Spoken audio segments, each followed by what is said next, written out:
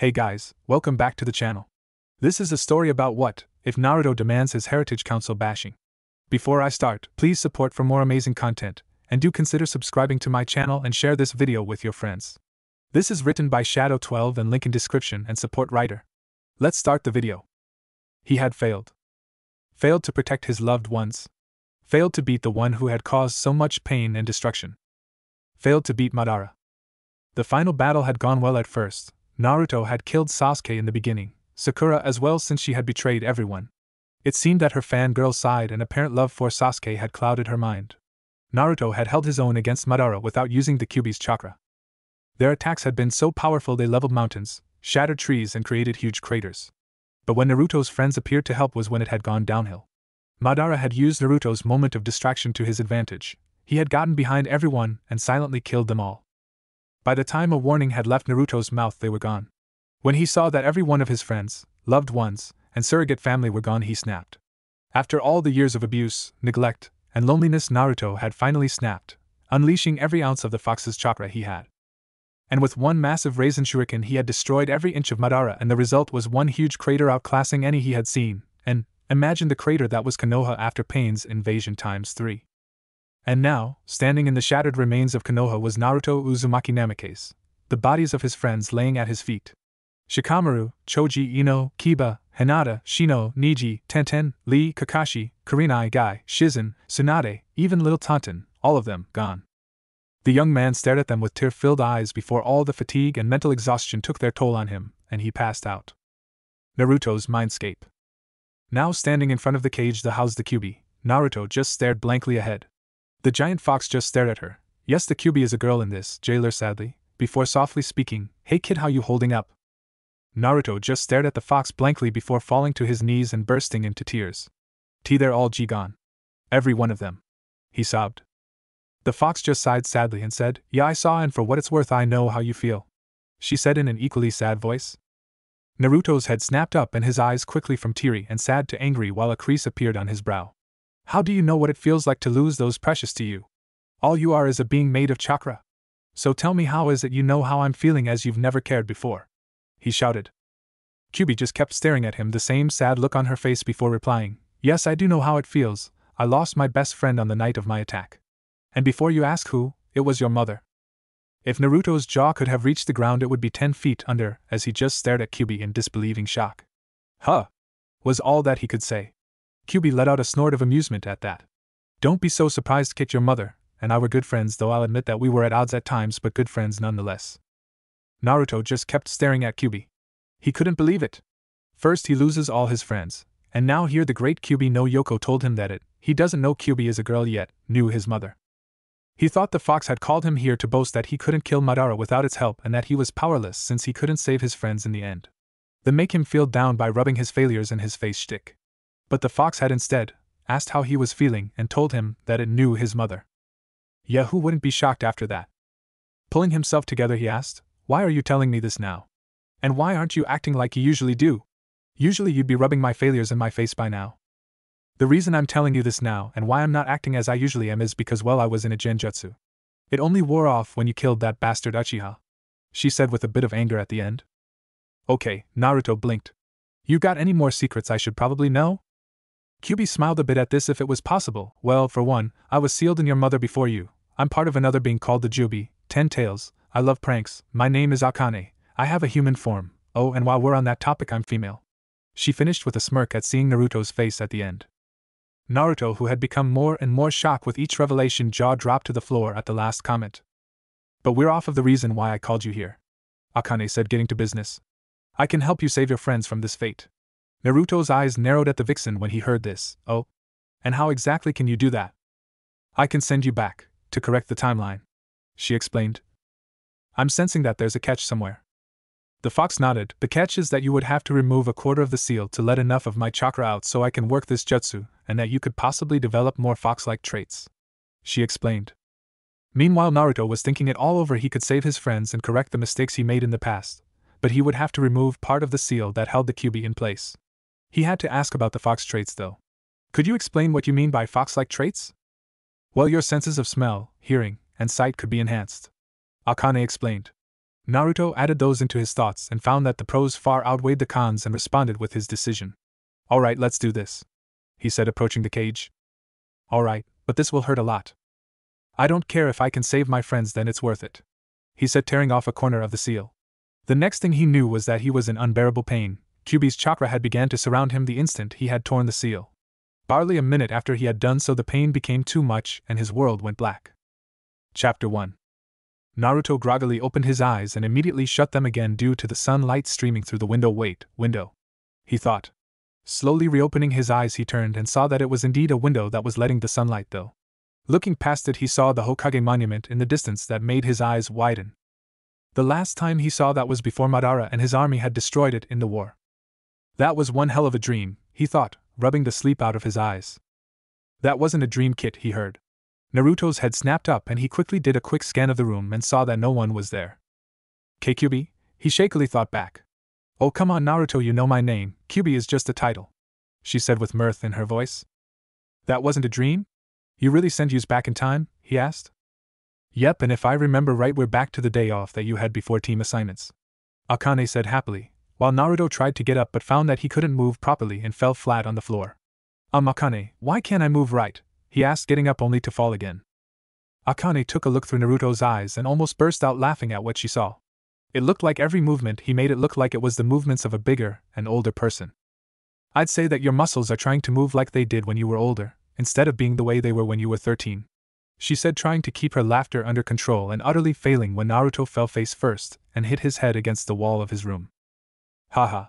Laugh it up if you don't want me to change the mindscape from a sewer to something nicer, he thought with a small smirk when Akane abruptly stopped and a surprised silence was in the link they shared when they communicated. Why you do that for me? After all that I put you through? Even if I was in a genjutsu? Akane asked in a surprised voice. Yeah, I would, and it is because you were in a genjutsu that I'm doing this. Okay, this is starting to get annoying, pull me into the mindscape, Naruto said in a slightly annoyed voice at the end. He found that trying to walk around and talk to Akane to be too difficult. Alright, was the response he got before he felt a tugging sensation in the back of his mind and he went with it. Naruto's mindscape. Next thing he knew was that he was standing in front of Akane's cage. The only difference was the one standing there. Gone was the giant fox with 9 tails. Now standing in front of him just behind the bars was what he would describe as an angel due to her beauty. She had lush red hair with 2 fox ears pointing out, a slightly round face with pale unblemished skin, a small button nose, and blood-red eyes with slits for pupils, thin lips that were curled into a small smile. Looking down past her face, he blushed at what he saw. She had borderline C-cup breasts, a flat-toned stomach, with nice curvy hips and long, almost endless legs, and there were 9 red fox tails attached to her tailbone. Oh, and did I mention that she was as naked as the day she was born? Naruto stood there frozen to the bone, just staring at the beauty standing before him with a blush that would make tomatoes green with envy. Seeing his stunned and red face, she giggled and asked, "Like what you see, Naruto-kun?" That did it, and he flew back with a geyser of blood coming out of his nose. Giggling quietly to herself, she waited for him to get back up. When he finally come to again, he found Akane still standing in her previous state of dress before turning around with a small blush on his face and said/asked, "It's not that I don't, but could you at least put some cloths on?" Looking down at herself, she let out a small gasp before exclaiming, "Oh, sorry, but it's been so long since I had to wear any clothes that I guess I forgot," she said with a blush on her face while inwardly thinking, "I wonder if he did like what he saw though." She snapped her fingers and some cloths appeared on her frame. "There, you can turn around now." Turning slowly, Naruto let out a sigh of relief when he saw that she was now dressed in a blue kimono with white snowflakes that accented her figure quite nicely. "Yeah, now that I'm here, I was going to explain why I was changing the mindscape. The reasons why I am is for the fact that when you were in a genjutsu, so the attack wasn't your fault. 2. I need to thank you for sending us back somehow, and finally 3. I don't think that a beautiful lady like yourself would like being in a sewer," he finished with a blush. Akane meanwhile had looked surprised at the last comment while thinking, "Naruto-kun thinks I'm beautiful." Snapping out of her surprised state, she replied, "Thank you for the compliment, and you're right, I don't like this sewer. But someone's mindscape represents the state that one's mind is in, so I don't think that it is possible for you to change it." The last part was said sadly. Naruto on the other hand smirked and simply said/asked while closing his eyes, "You do know that I'm known for doing the impossible, don't you?" "What do you?" she trailed at the end because the area around them had suddenly started to waver. It began changing from a wet and dark sewer to a lush green forest with a beautiful lake in the center and fox pups running around a meadow that was beside it. She gasped as she could hear birds singing in the distance, see a few nesting in nearby trees, smell the sweat scent of flowers in the meadow, and feel the air moving around her. She saw that the seal that held her had moved to be a small choker around her neck. Naruto in the meantime was concentrating hard to make the sewer that was his mindscape to what he wanted it to be like. He could tell it worked by the gasp that he heard from Akane. When he was done, he opened his eyes and found that it was as he hoped it would be. Next thing he knew was that Akane had tackled him to the ground and was hugging him as if he was her lifeline, all the while muttering "thank you" with tears in her eyes. Naruto just chuckled softly and held her close, waiting for her to finish. When she had finished and gotten off of him, she blushed. "Sorry that I just tackled you. I just got so excited that she was stopped when Naruto put his finger to her lips. It's okay, Akane-chan, I understand that you would be excited at being someplace different from that sewer. So there is no need to apologize," he said softly. Akane was frozen when she heard him add the "chan" suffices to her name, but in her mind she was thinking, he called me chan, does this mean that he likes me? But we only just met. While this was going through her mind, Naruto was thinking, when did I start calling her chan? Do I like her that way already? We just met though. But he pushed those thoughts out of his mind when he heard Akane speaking. Naruto-kun, I think that when you leave that you should get used to your younger body again, then go train to see what abilities you still have from the future and go to a ninja store to stock up on supplies and get a better outfit, because the truth is that orange jumpsuit looks terrible and is not suitable for ninjas because it's too bright and lacks stealth.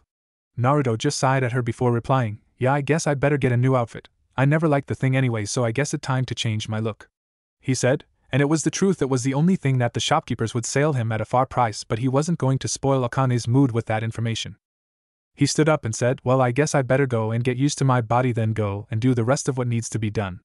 Akane sighed sadly. She didn't want him to leave, but she knew that he must. Alright, but come back soon, she said sadly. Naruto just grinned and said, don't worry, Akane-chan, I'll visit later tonight. That's a promise. Before he disappeared from the mindscape, Akane sighed sadly and muttered, hurry back, Naruto-kun. Real world. Naruto sighed as he came back to the world of the wake. Well, I guess it's time to start training. He tried to get up and fell flat on his face. But first I've got to figure out how to work this damn body right. Chapter 2, Training and Gaining New Jutsu. Getting used to his smaller body took a couple of tries, but after an hour or so he figured it out. Now he was roof jumping to the nearest training ground to check out what abilities he had kept from the future and what was lost to him. He knew that Sage Mode was out of the question until his body could handle it, or at the very least until he signed the Toad contract again. Raisin Shuriken was also out because he didn't have the chakra supply to fuel the technique, and he doubted that even if he could pull it off he would be able to keep his arm, since without Senjutsu he couldn't throw it, and if using it on Kakaza the first time broke his arm in his older body, it would no doubt sever it in his younger. Some people would like to keep the limbs attached, thank you very much. He couldn't use Akane's chakra because it would alert nearby ninja, and his didn't think that younger body probably couldn't handle more than one tail before he went berserk. His chakra control was probably shoot to shit because this body had next to none at this point in time, and all that hard work down the drain. He thought, inwardly crying waterfall tears. He could definitely use the Rasengan since he had learned it the first time in this body, though it would be with the clone's help. The wind-style Rasengan was a big maybe, but the bright side was that he could throw it without Senjutsu. I can't believe that I only used it in combat once, and that was before the war, man. I really need a larger arsenal for wind jutsu, he thought with a sweat drop. The thought that his main techniques were the Shadow Clone, the Rasengan, and the Raisin Shuriken was ridiculous. It's amazing that he even lived as long as he had on those. Akane chose this time to speak up. Naruto-kun, you might have gotten another affinity when we went through time. I'm not sure, but it's a good chance it's fire since that's my element, and I sent a large amount of chakra through your body to do that. Oh, and you're at the training ground now, she said with a giggle at the end. Naruto's sweat dropped again at his laps. Thanks, Akane-chan, and I'll check on that after I get my hands on some chakra paper, he thought before looking up and seeing that he had arrived at training ground 45. It had a forest of to the side, a large lake in the middle, and a wide open field. He figured it would be a good place to train, seeing as nobody but Anko Mitarashi wanted to get too close to training ground 44, otherwise known as the Forest of Death. Sighing again, he made the hand sign for his most used jutsu and shouted out, Shadow Clone Jutsu. There were numerous poofs of smoke before it cleared to show 200 shadow clones standing around him. His sweat dropped yet again. Yep, my chakra control is defiantly shot to shit. I only meant to make 150. He thought before pulling himself together and handing out orders. Alright, we have 1 day to get up to notch. I want you to divide into groups of 50. He waited for the clones to do just that before he continued. You all. He pointed to the group to his right. Have chakra control. Divide it to 5 groups of 10 and have one group do tree walking, another water walking, the next leaf balancing, the next leaf floating, and finally, Saman balancing. He finished before pointing to the group in front of him. This group has wind manipulation. Divide into 2 groups and one will work on leaf cutting, the other has waterfall cutting. He pointed to the group to his left. You all have Rasengan training. Try to make it one-handed. He turned to the group behind him. The last group has the wind style. Rasengan tried to make it with only one clone to add the wind, the other will try to handle the shape manipulation. If you can't, then use the third clone to, at the very least, see if it is even possible to do the technique. He turned and addressed all the clones now. Dispel the best one from in the group every hour, now get to your work. He finished in a shout. Yes, boss. The clones shouted before running off to do their tasks, leaving only 25 behind. And what are you all still doing here? He asked the group. Well, one brave clone spoke up. There isn't any waterfall in this training ground. The clone finished with a nervous chuckle. Naruto looked up and saw that indeed the training field didn't have a waterfall. What it did have, though, was a large group of boulders beside the lake. Remembering what Yamato said about boulders being an option to cut if there wasn't a waterfall nearby, he got an idea. Well, why not use the boulders instead of a waterfall then? He asked. The clone's sweat dropped at their stupidity before replying with a meager yes, boss. Before setting off to their task of cutting boulders, Naruto sighed at them before setting off to find the nearest ninja library. When he got there, he went straight to the jutsu section and looked up wind and fire jutsu. Sitting down at a table and flipping through the tutorials to the main section of the wind jutsu of the book, he scanned the page until he found some that looked interesting. A jutsu called Great Breakthrough Wind Style. Great Breakthrough, a relatively simple technique that creates a sudden gust of wind, but its scale varies greatly depending on the user. If used by a superior shinobi, it has enough destructive power to knock down a large tree. The wind from the squall can blow away all things in the user's line of sight. A variation of the technique involves a smaller blast of wind which gets ignited with flame. Hand signs are tiger, ox, dog, hare, and snake. This looks useful, he thought with a raised eyebrow at the technique's destructive power and the implications of the jutsu. Writing it down, he scanned farther down the page and found a powerful-looking one-wind style, petal dust dance, a technique that allows the user to summon a cyclone of petals to attack their opponent. The user must remain in one spot for the use of the technique, so he or she can direct it anywhere they desire. Therefore, the user can increase the direction and power of the technique to the maximum as a last resort. Hand signs are tiger, hare, and dragon. His eyes widened as a memory hit him. This is the technique that the body switcher used on me when we were sent on that grave robber mission, he thought, flashing back to the mission where he met Sora, before writing down the description and hand signs for the technique before finding the last jutsu in the book, and the wind tutorials were most of it. Wind style. Vacuum sphere. To operate this jutsu, the user takes a deep breath and then exhales several small blasts of wind chakra in such a manner that they are dispersed over an expansive range, enough to make it difficult to avoid them entirely without taking any damage. Due to the properties of this technique, the expelled blasts are capable of piercing into and potentially through an opponent's flesh when they collide, in a similar manner to how bullets function. Hand signs are rat, hare, and dog. Naruto raised a brow at the description. Odd, it sounds like a wind version of the phoenix flower jutsu, he thought before Akane spoke through the link. Actually, Naruto-kun, it is, but the vacuum wave came first. I should know, I'm the one who made the phoenix flower jutsu, and then showed it to the ninja, she said, surprising Naruto a bit. Well, I didn't expect that, was all he could say before picking up the fire style book. But instead of skipping the fire manipulation section, he read through them and found that it was similar to wine manipulation. All he had to do was superheat his chakra to burn a leaf, and the second step was to make a small pond boil or melt a boulder if a pond was not nearby. Reading further down, he came to the following. Warning: it is recommended that you have a water user nearby in case of fire spreading to nearby trees/flammable objects. Sighing quietly to himself, Naruto flipped to the jutsu section of the book and found that the first technique was the phoenix flower jutsu. Must be a popular technique then, he thought, but sighed when he heard Akane giggling at his thought. You know I could change the mindscape back to the sewer, right? He asked and smirked when he heard he stop abruptly. You wouldn't, she dared. Try me. Akane no like sewers. Akane a good girl. Akane shouted childishly, curling into a little ball and sucking her thumb, similar to what a 2-year-old would do.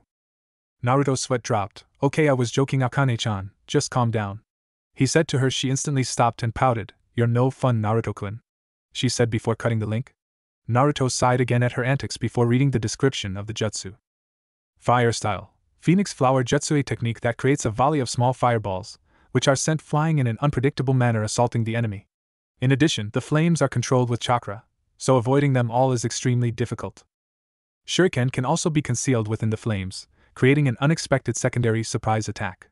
Like the flames, the shuriken can be controlled with chakra. For the most part, however, this technique is used as a distraction. Hand signs are rat, tiger, dog, ox, hare, and tiger. Naruto's eyes widened at the use of the jutsu. While it wasn't the same as the vacuum wave, it was close enough, Now this would defiantly be useful. He thought, jotting it down, and scanned for more techniques. Then he found Sasuke's most used technique, the Fireball, Fire Style. Fireball Jutsu, a technique where chakra needed inside the body is converted into fire, and expelled from the mouth either as a massive orb of roaring flame, or as a continuous flamethrower. The scope of the attack is altered by controlling the volume of chakra that is mustered. The released flames will engulf their target, and leave a crater on the ground's surface. This technique apparently requires more than average chakra reserves, and most genin should not be able to do this technique. Hand signs are snake, tiger, monkey, boar, horse, and tiger.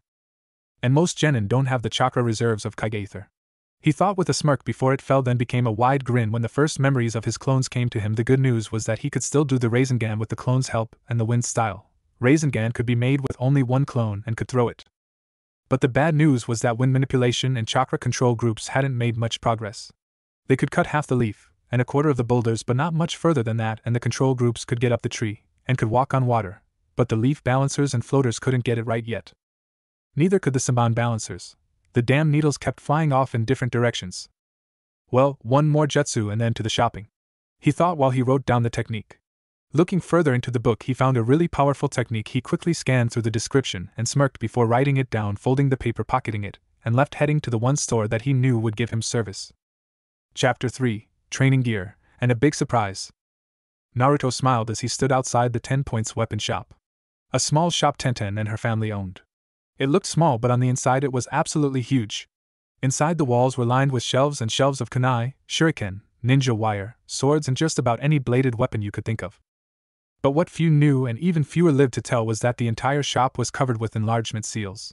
The reason Naruto knew this was that Tenten had confidentially told him, and then threatened to castrate him if he ever told a soul the first time he came in. Needless to say, Naruto had vowed to never tell anyone. He would rather keep his man bits, thank you. As he stood there, he thought back to when he had met the family of 3. He had been running for his life for what felt like the 1000th time, and had hidden from the mob behind the shop. Tenten's father, who had heard some noise, had come to investigate. What he had found was a starving, skin and bones, 5-year-old Naruto Uzumaki wearing very torn up and dirty clothes that couldn't even be classified as rags. He had taken pity on him and had fed and sheltered him for the night. He had met Tenten that night too, and she had become his first and best friend. They only acted like they didn't know each other for appearance. It had hurt the most when he saw Madara kill her, and it broke his heart just thinking about it.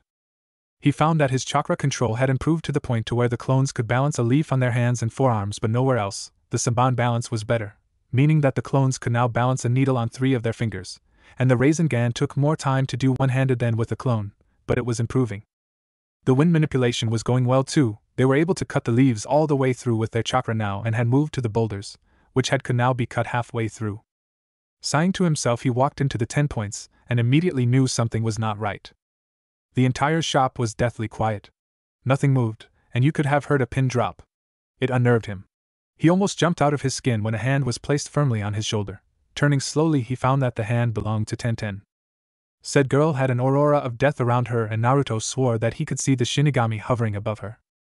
Gulping, he nervously greeted her. "Hi Tenten," he said with a stutter. Next thing that he knew was that she had whisked him into the storage room, tied him up, and placed a silencing seal on the door. "You," she pointed to him, "have some explaining to do, and if I'm not satisfied with your answer, I will castrate you with a dull and rusty kunai." His eyes widened at this. "Got that?" He nodded, the fastest he ever had in his life. "Now care to explain why one moment I'm watching your fight against Madara," his eyes widened, "and the next I'm waking up and I'm 14 again?" She finished with a scowl. If Naruto's eyes could get any wider, they'd be rolling on the floor. "Akane-chan, how is this even possible? How could she even come back with me?" he asked, desperately trying to wrap his mind around the situation. "I don't know, Naruto-kun. The only thing that I can think of is that she was the closest one to you when my chakra surged through you and she got caught in the jutsu with you," she shakily explained. "Tenten, I don't know what you're talking about." He tried to play it off as "I don't know what you're talking about, and you just grabbed me and tied me up for no reason" kind of thing. "Don't play with me, Naruto," Tenten shouted. "I know you had something to do with this. I saw you at Training Ground 45 ordering your clones to do chakra control, wind manipulation, the Rasengan and its wind variants. If that isn't enough, I know you didn't know the secret to the shadow clone until you started wind manipulation," she said with a smirk, as she knew she got him with that. Naruto knew that she got him. "Alright, you got me. What is it you want to know?" he sighed/asked. "Everything," she said with a grin. So he explained everything, How Madara had killed everyone, how he had went berserk and destroyed him, when he had met the real Kyuubi, and turned back the time. Everything to the point of now, and I guess you being the nearest me when I collapsed got wrapped in Akane-chan's chakra. He finished. Tenten rubbed her chin with a thoughtful look as she processed what she had just heard. So let me get this straight, Madara killed us all, Naruto nodded. You lost control of the Kyuubi's chakra, he nodded again. Destroyed every inch of him with a massive raisin shuriken, a nod. Then you collapsed and ended up in your mindscape and met the Kyuubi, who by the way is a female and is named Akane. Found out that she was under a genjutsu and that she knew your mother, another nod. She then sent her chakra through you to turn back the clock 5 years, another nod. And me being the closest to you when you collapsed ended up getting wrapped up in the chakra to do said time travel. A nod again. And then you found that Kyuubi's human form is a smoking hot vixen woman, again a nod. And you have feelings for her. A nod. Wait, what? He asked with a blush. You can't fool me, Naruto, and I saw the blush you had when you were talking about Akane-san, she said with a smirk. Is it really that obvious? Naruto asked in dismay. Yeah, it is, Tenten said with a sigh, then asked something that completely blew his mind. Can I meet her? Huh? He stuttered with wide eyes. Oh come on, Naruto-kun, how many people can say that they've met the strongest being on the planet who just so happens to be a female? So can I meet her? Please, with a cherry on top, she said with the puppy dog eyes and her lower lip pouting at him.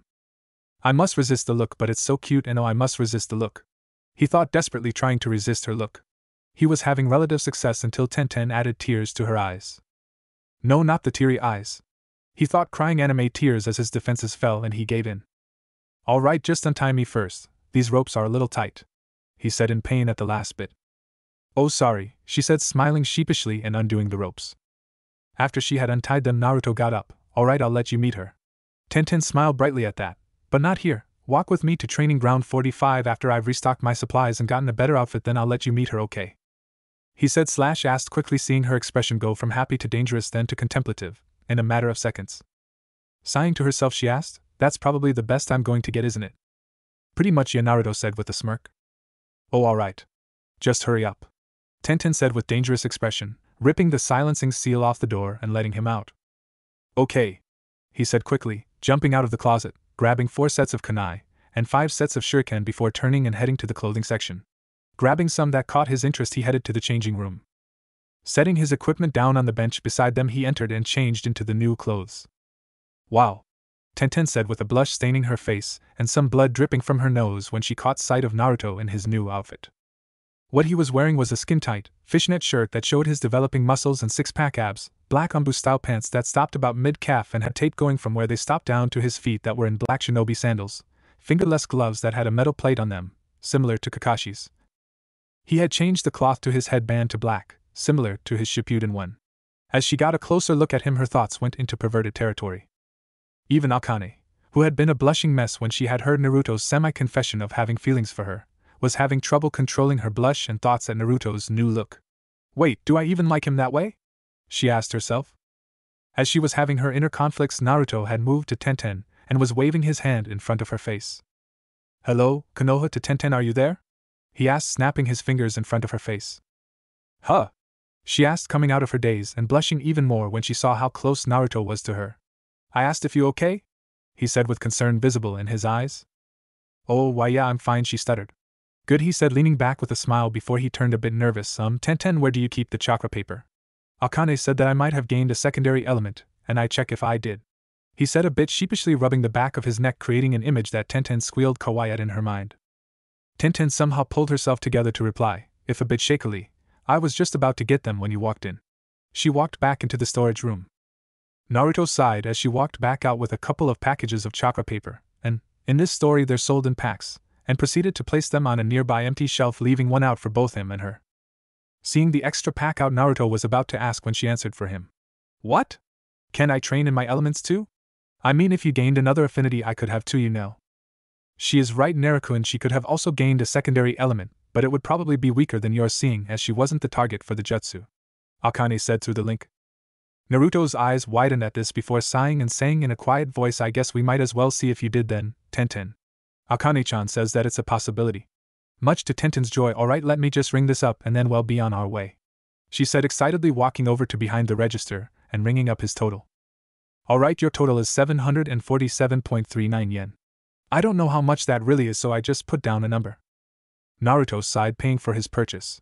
Okay, let's go now, it's starting to get late. He stopped abruptly and grabbed his head in pain when another group of clones dispelled. Seeing her friend's condition, Tenten rushed to his side and worriedly asked, "You okay?"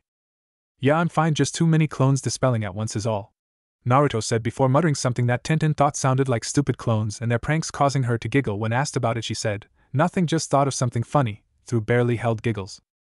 Turning towards the back of the shop, Tenten shouted, "Dad, I'm going out for a bit," and received a muffled okay.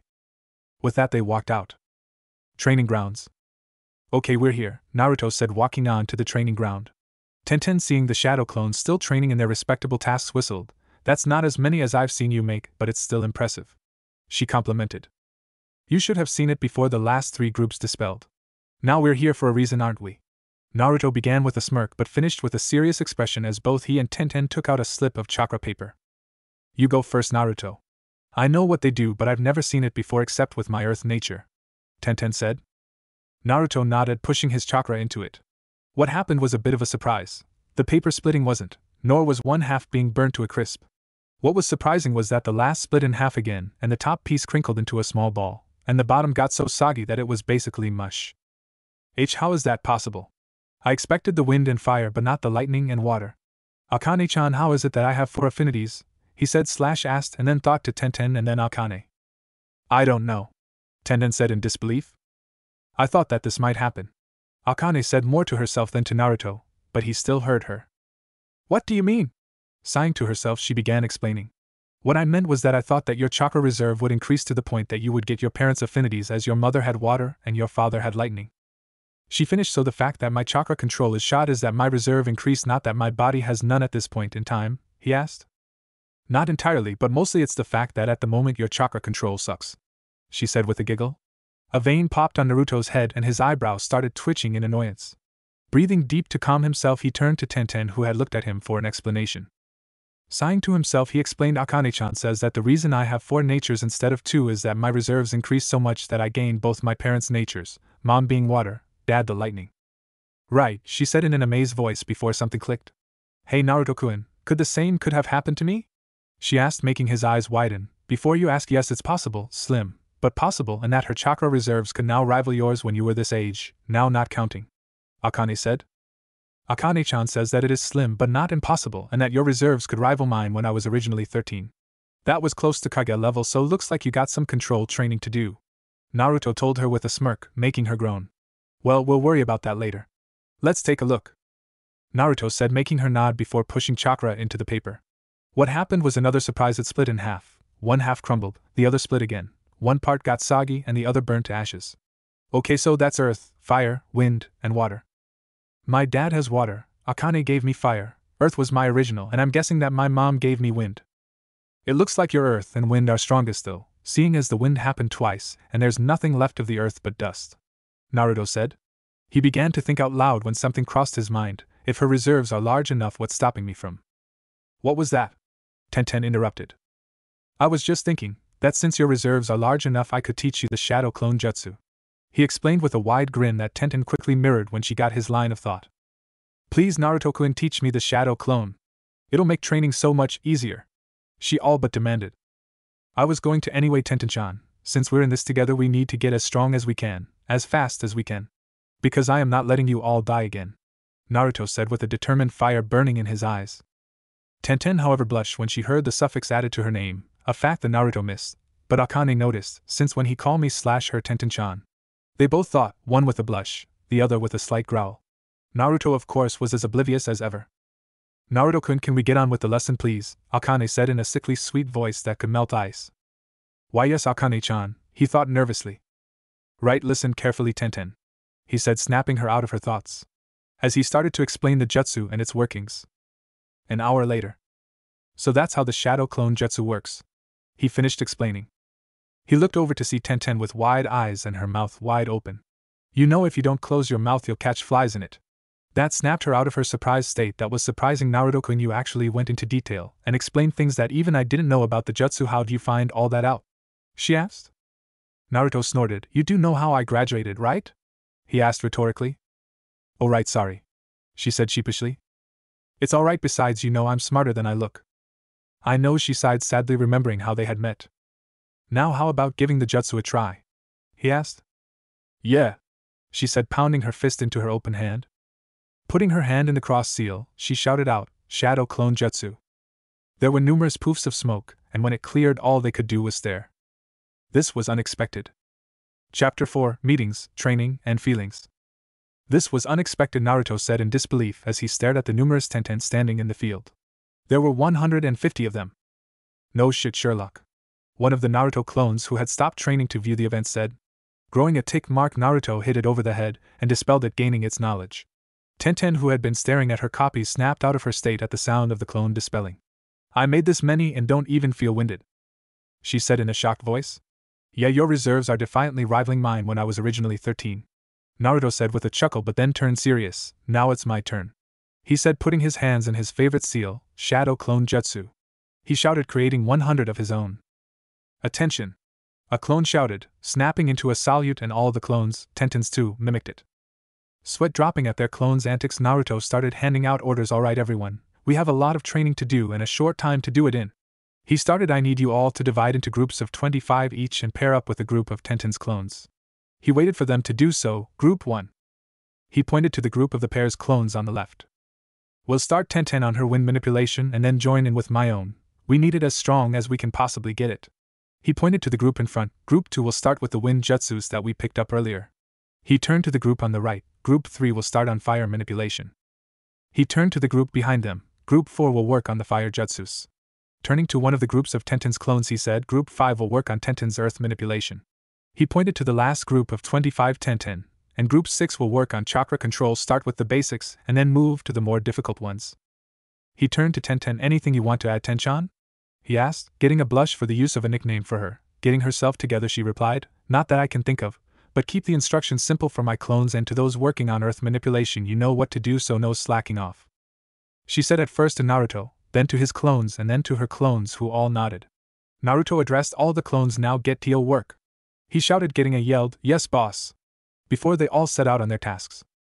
He turned back to Tenten. How much chakra do you have left? He asked.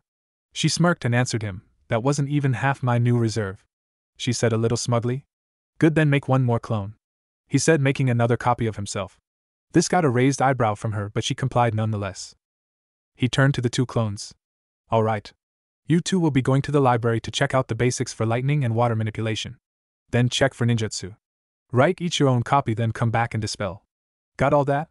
He finished. Yes, boss, was his reply from his copy. He got a simple yes from Tenten's clone before they set off. Naruto faced Tenten, who was staring at him wide-eyed. Something on my face? He asked with a grin. And no, it's just that I didn't know that you could be so commanding, she said with a small blush staining her cheeks. Sighing quietly, Naruto sat down and motioned to Tenten to do the same. So how do I bring someone into my mindscape with me, Akane-chan? He asked over their link, after Tenten had sat beside him. Thinking for a minute, Akane remembered how Kushina had brought Minato into her mindscape once when he, Minato, wanted to meet her. Akane, if I remember this right, you should join hands and put your foreheads together, and let me do the rest, she explained. After Naruto had relayed the message to Tenten and had done as instructed, she pulled them in Naruto's mindscape. Opening her eyes, the first thing that Tenten saw was that she was in a clearing of forest that was surrounded by a lake, meadows, and all kinds of wildlife, but mostly foxes. Her eyes widened when she turned to Naruto. What she saw was that he was in his older form, something Naruto seemed to miss on his last visit. Opening his eyes, he saw that Tenten was staring at him with wide eyes. Okay, what now? He asked with a sigh. Why, you're in your older F form, she stuttered. Naruto's eyes widened before he noticed that Tenten was in hers too. As so are you, he said in shock, making her eyes widen. So you finally noticed, and Naruto-kun? Said a voice off to their right. Looking over to the voice, they found Akane sitting against a tree smirking at them. Noticed what? Naruto asked, confused. Sighing at his lack of attention, she said that since we've come back, that whenever you come to the mindscape, you're in your older body. Their eyes widened even further at this. But how is that possible? Tenten stuttered, drawing Akane's attention to her. Akane's eyes narrowed at her. So this is the other one that likes Naruto, she thought. But on the outside, she replied with a strange smile, the reason why you're both in your older forms is that your mind matures at a faster rate than your bodies. So when we came back, to put in simple terms, is that basically your older minds were merged with your younger bodies. That's why you had a hard time moving this morning, Naruto-kun. Your mind was more adapted to your older form than it was to your younger. That drew looks of understanding from the both of them. Now if you will excuse us, Naruto-kun, I do believe Tenten-san and I need to have a chat, she said, snapping her fingers, and both her and Tenten vanished in a small pop. Okay? That was weird, Naruto said, a confused expression on his face. Different part of Naruto's mind. Tenten was confused. 1 minute she was sitting in front of Naruto when Akane snapped her fingers, and the next she was in a completely different place. To skip the description, it's the place Minato took Naruto to talk when Naruto had released his 8-tailed form. Standing in front of her was Akane, who had her hands on her hips and had a frown on her face. Okay, what was it you wanted to talk about? She asked, a little nervous. I want to know what your intentions for Naruto-kun are, she all but demanded. Tenten's eyes widened at her. She got what she meant, but she tried to play it off as if she didn't know what she was talking about. What do you don't play with me, girl? I've seen how you look at him when he's not looking. I'm all for sharing, but I will not allow anyone to be with him if they intend to do him harm, she exclaimed, then widened her eyes at her slip-up. She had basically admitted to having feelings for Naruto, and that she didn't mind sharing him either all in one go. Meanwhile, Tenten was both wide-eyed in shock and happy at the same time. Shocked that the QB liked Naruto that way, and happy that she was willing to share him. Yes, she had realized a long time ago that she had feelings for Naruto. It had been during his 3-year trip. She hadn't noticed it right away, but she had been spending a lot more time thinking about him, missing him. Hell, she even went to the village gate every day to see if he was back yet, and it had hurt that she was away from the village when he returned. But when she had saw him on the Gaia Fem Gara retrieval mission, her heart had nearly popped out of her chest, and she almost couldn't control her blush when she saw how hot he had become. And she had just barely controlled the impulse to take him right then and there. Blushing at where her thoughts had gone to, she snapped out of it, and saw that Akane had been staring at her intently. Don't worry, I don't intend to hurt him in any way, shape, or form, she said. Good, then we won't have a problem, and you don't need to worry, Naruto likes you too, she said, causing Tenten to blush but almost squeal in joy. Yes, having access to her host's thoughts had its benefits. But I get him first, Akane said with a perverted smile. Oh, come on. You're no fun, Tenten pouted. Akane smirked to her before her expression turned thoughtful. Now the only problem is how to make him ours, she thought out loud, and then an idea popped into her head. She gained a devious look. I think I'm gonna like the idea you have if the look on your face is to go by, Tenten said. Oh, you will, but in order for this to work we're going to need at least one more girl, 2 tops. Tenten just smirked at this. I really wouldn't mind that. I mean, I've seen some of the other girls that like Naruto-kun, and trust me when I say I wouldn't mind sharing him, especially with that Sunakunoichi Gaia. Besides, with the way his life has been, Naruto needs all the love he can get, she said with a perverted smile. Yes, Tenten was secretly bi and had a bit of a crush on Gaia. But the only one she would ever love and give herself to would be one Naruto Uzumaki. However, that didn't mean that she wouldn't look and appreciate what the female body had to offer. Akane blushed at the implications of what Tenten said before turning serious. They discussed their plan and decided that they would make their moves when the opportunities presented themselves. They smiled evilly, nodding at one another before Akane snapped her fingers and they rejoined Naruto. Main part of the mindscape. Naruto had been sitting in the same spot for the better part of an hour, and had been getting bored before he heard the 2 girls reappear. Turning to them, he caught sight of their smiles and gulped nervously. He didn't like those looks at all. SOH, how'd it go? He asked with a stutter. Very good, wouldn't you say, Tenchan? Akane said/asked with a grin.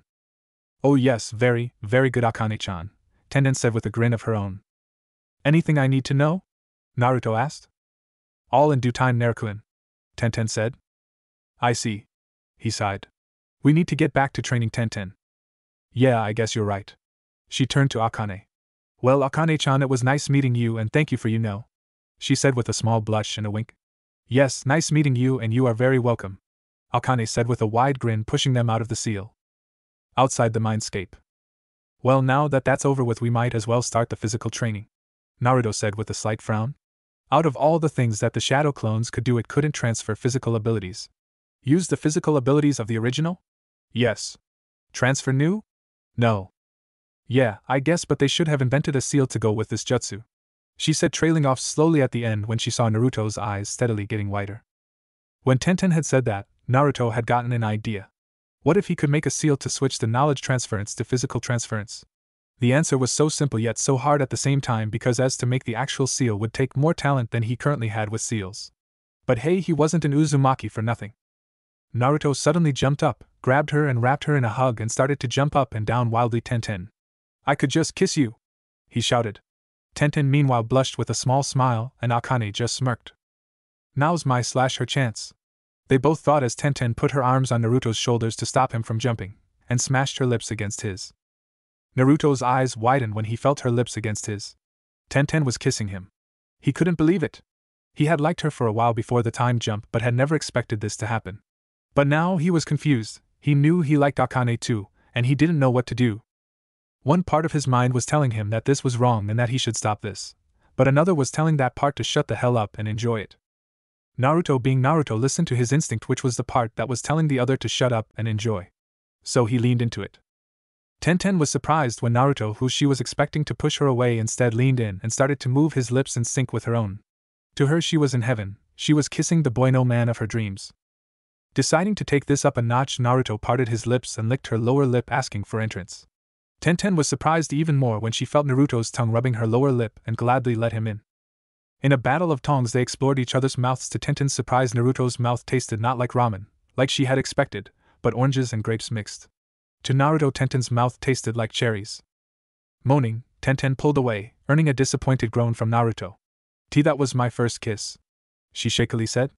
Naruto's eyes widened at this. It was mine too," he said, blushing brightly. "The kiss with Sasuke never happened." Tenten looked down, and then noticing their position. It seemed that somehow she had ended up straddling Naruto's waist, and had her hands on either side of his head. Naruto looked to the side when he noticed their position, and saw that their clones had gathered to watch the show. Looking back up to her, he said, Tenten? Yeah? It looks like we have an audience."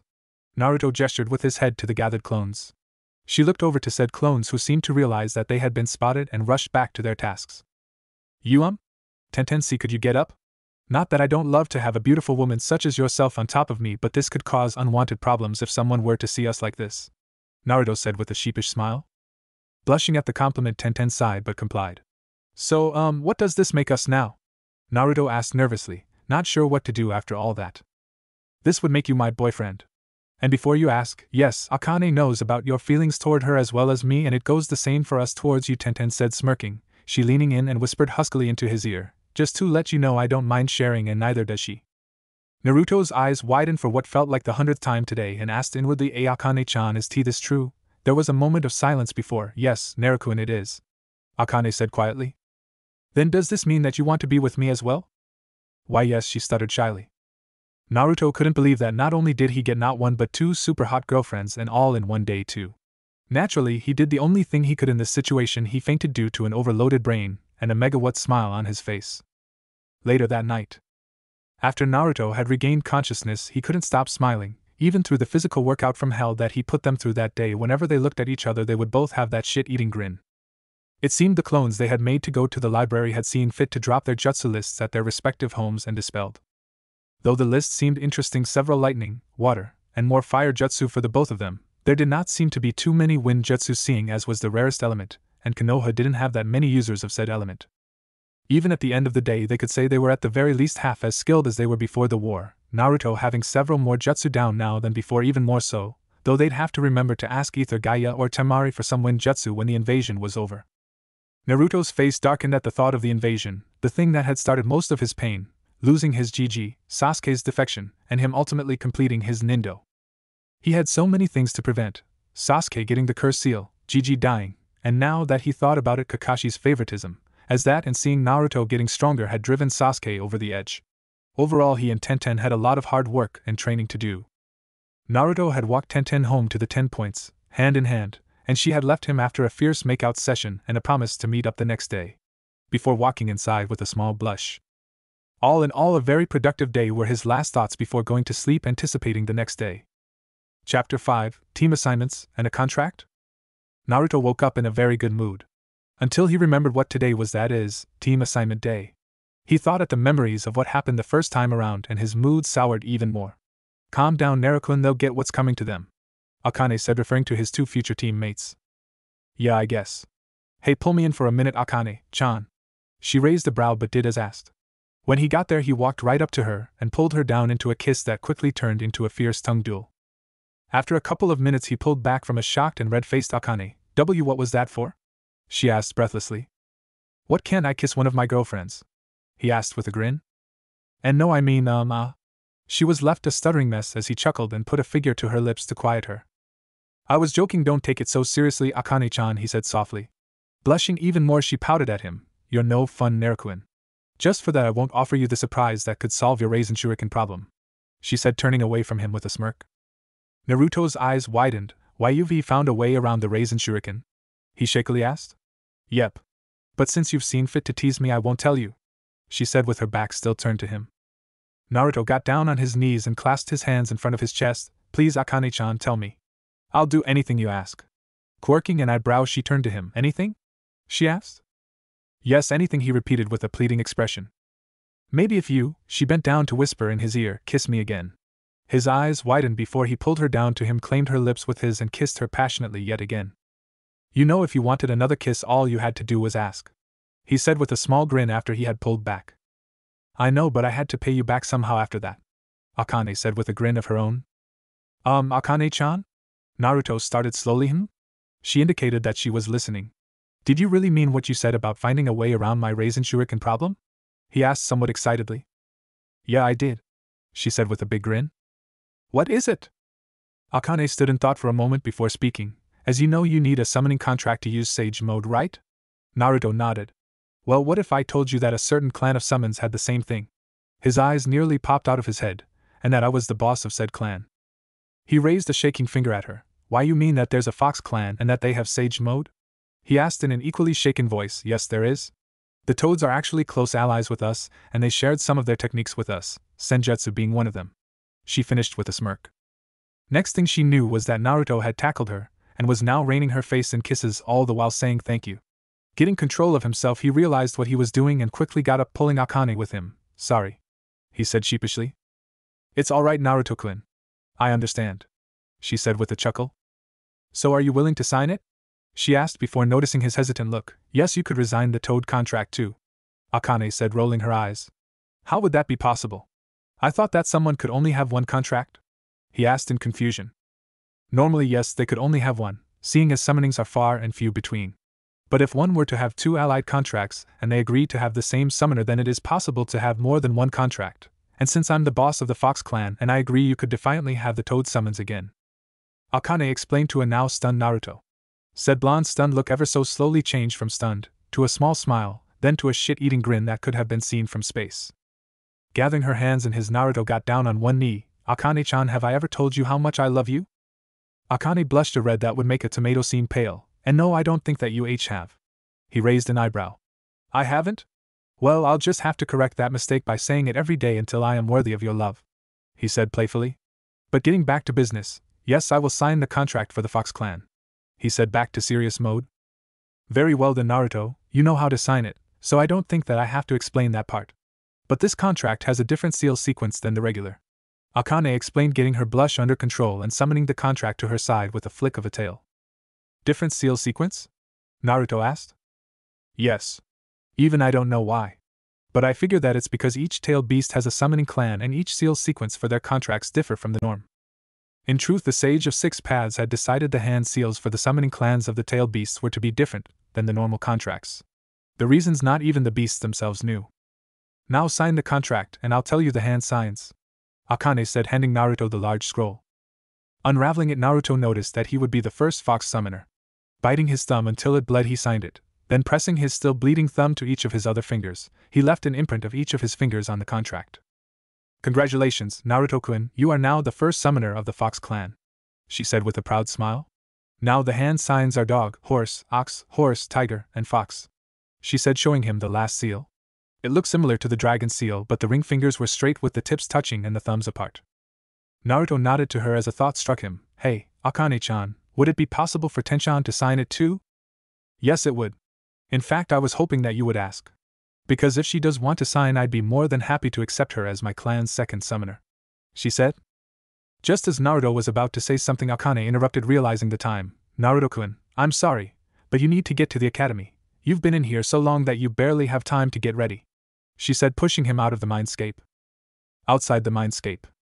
Coming to and finding that he was still lying on his bed, Naruto looked over to the clock and saw he barely had over 20 minutes to get there. Jumping out of bed, he ran to the bathroom, stripping out of his night clothes, quickly showered, changed into his new clothes that he got the day before, and left. While he was on his way, he saw Tenten walking with her team, Guy not being present because of team assignments. Smirking to himself, he rushed past, just barely missing them. What was that? Niji Hyuga, The team's resident arrogant ass and deep believer in fate coughed through the smoke. I don't know, but that person's flames of youth are burning brightly. If I cannot match them, I will run around the village 100 times on my hands, and if I can't do that, I will Lee was cut off by Tenton's fist impacting his head. Geez, Lee, that's enough, she exclaimed, annoyed at his exuberance. I'm so going to get you for that Narutoan, all that just to hand me a note. She thought, slipping her hand into her pocket where said note was currently at. Naruto meanwhile had just managed to get to the academy with 5 minutes to spare. A new record. That's 5 minutes faster than the last time, he thought with a smirk, walking into the classroom as seeing that he was one of the last to arrive. He almost froze at seeing all his friends again, but he had been prepared for the shock of seeing them even if it still hurt. These were the friends that didn't know what it meant to be a shinobi, the ones that were still naive to the world around them, and this time he would save them. Sitting down at the back of the class, he started a conversation with Akane through the link. So Akane-chan, anything I should know about the Fox Sage mode? He asked, somewhat curious about it. Taking a moment to gather her thoughts, she started to explain. The Fox Sage mode is in essence the same as the Toads with a few minor differences. Such as instead of the bar-like pupil it is instead a vertical slit. And the pigment around the eyes is a darker shade of red instead of orange. But once you gain the Toad contract again, you should be able to switch between the two looks, maybe even combine them. 1. His eyes glazed over and thought about all the information. So I'd be able to throw the Raisin Shuriken again, thus losing the wrist to my arm. That could really come in handy, especially against Orochimaru, he thought. That's why I gave you the contract, Naruto-kun. We need you as strong as we can get you, and Sage mode is a big advantage. Akane explained her reasonings behind the contract. That, and I think that it's time that the foxes finally had a summoner. Just as Naruto was about to reply, he heard a rumbling and knew what that meant. The fangirls are coming, he shivered. He was glad that he didn't have any at this point in time. Yes, he had had a fan club after the pain attack, and it wasn't enjoyable. He could honestly say it was the only thing he had never envied Sasuke for. To him, fangirls were useless excuses of kunoichi. The only exception being Ino, who took her training seriously. The door burst open, and in came the tidal wave of Sasuke's fangirls, said Imo, who had been sitting quietly in his corner brooding, ignored them. And right after a fight had broken out at who would sit next to the said Imo, Irika Yumino, the class teacher, came into the room. After the Chunin had surveyed the scene, he sweat dropped. Good morning, class, please take a seat, he said. Said class ignored him. He grew a tick mark before smirking and performing a hand sign. I said shut up and take a seat, he shouted, his head enlarging to the point that it was twice its normal size, his patented demon-headed jutsu that got the class, mostly the arguing fangirls, to calm down and do as instructed. Now that is over with, I can start with the team placements. Team 1 is Naruto tuned out the unimportant ones that he knew wouldn't pass their real graduation test until it came to the ones he remembered. Team 7 is Sasuke Uchiha, Sakura Haruno. There was a loud screech of, "H.A. told you, pig, he's mine." And Naruto Uzumaki, there was an even louder screech, formed the Banshee again. What? But Irika-sensei, Naruto Baka didn't even pass his graduation exam, she said in a mixture of disbelief and anger. Actually, I did pass. It seems that I have too much chakra to control for the normal clone jutsu, so the Hokage gave me a more chakra-consuming clone technique, which I was easily able to perform. Naruto spoke from his corner in the back of the room. Yeah right, Baka, stop lying and get out of here, Sakura screeched, jumping up to punch him. Naruto, seeing it coming, dodged, grabbed her arm, twisted it behind her back, and pinned her against the wall. We may be teammates, and I may be willing to work with you, Sakura-san, but your days of abusing me are over. I never liked you to begin with, so why should I let you continue it any longer? Naruto spoke to her in a cold voice that sent shivers down the class's spines. And as for me lying about having too much chakra, it's true, as I have never been able to perform the regular clone technique, and the one you just tried to punch is a copy of me, spoke a voice above them. The class looked up to see Naruto sitting on the roof upside down. The girls blushed at his new look and most of the guys muttered show off. As you can see, he is indeed telling the truth, Sakura-san. Now could you tell your clone let her go, Naruto? Irika asked in a calm voice. He had known the real Naruto had been there the entire time, though he had almost missed him. Naruto just looked at the scared Chunin for a moment before looking towards his clone that nodded and dispelled in a poof. Now that the distraction is over with Team 8 is Shino Aburame, Kiba Inuzuka, and Hinata Hyuga. Since Team 9 is still in circulation from last year, Team 10 is Ino Yamanaka, Choji Akimichi, and Shikamura Nara. Your senseis will be here in an hour, so use that time to get to know your teammates and have lunch. And I would like to congratulate you all for making it this far in your careers. Irika finished before walking out of the room. Naruto jumped down from the roof, drawing everyone's attention to him before walking to the door and turning to the rest of the room. I don't know about you all, but I've got someone to meet for lunch, so see you all in an hour, he said and walked out of the door. Chapter 6. testing out the contract, and the bell test begins. Naruto sighed as he had to wait for Kakashi to arrive. Remind me to do something about his tardy problem. He thought to no one in particular, but Akane responded anyway, will do, Naruto-kun. Though, I don't see why you didn't threaten those disgusting Ika books of his, maybe that could straighten him out. She suggested, as she really thought that those books were degrading to women everywhere. Naruto's head collided with the top of the table he was setting at, drawing the attention of his two teammates to him. What's with you, Baka? Sakura asked, annoyed at not only having to wait for their sensei but now for Naruto's antics. She got no reply as Naruto was berating himself. I'm such an idiot for not thinking about that last time. Akane was laughing at him for his stupidity. Just as he was about to reply, the door opened, and in popped a head that was mostly covered with a mask and headband with spiked gray hair, and a lazy look in the one visible eye. Kakashi just looked at the genin that were his team. My first impression of you all is I hate you. Now meet me on the roof in 5 minutes, he said before he disappeared in a whirl of leaves and a poof of smoke.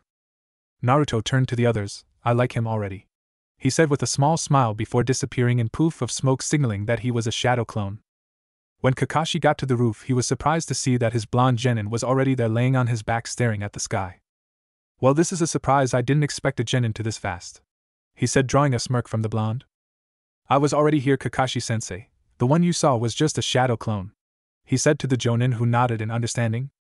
This is unexpected. From the academy reports I thought that he would be a hyperactive, loud-mouthed brat, but this is the complete opposite of what I was led to believe about this one's behavior. And he seems to have discovered the secret of the shadow clone as well. He thought in mild surprise at finding a completely different Naruto than what the academy reports said that he would find. This Naruto was calm, cool, and collected. A big difference than the hyperactive, loudmouth stated in the reports. His thoughts were cut off when the door to the roof opened to show the other two on his team, who looked surprised to see the two already there. Kakashi waited for them to sight on either side of their teammate before speaking. Now we can introduce ourselves. Introduce ourselves? Sakura asked, causing a sweat drop to go around the group.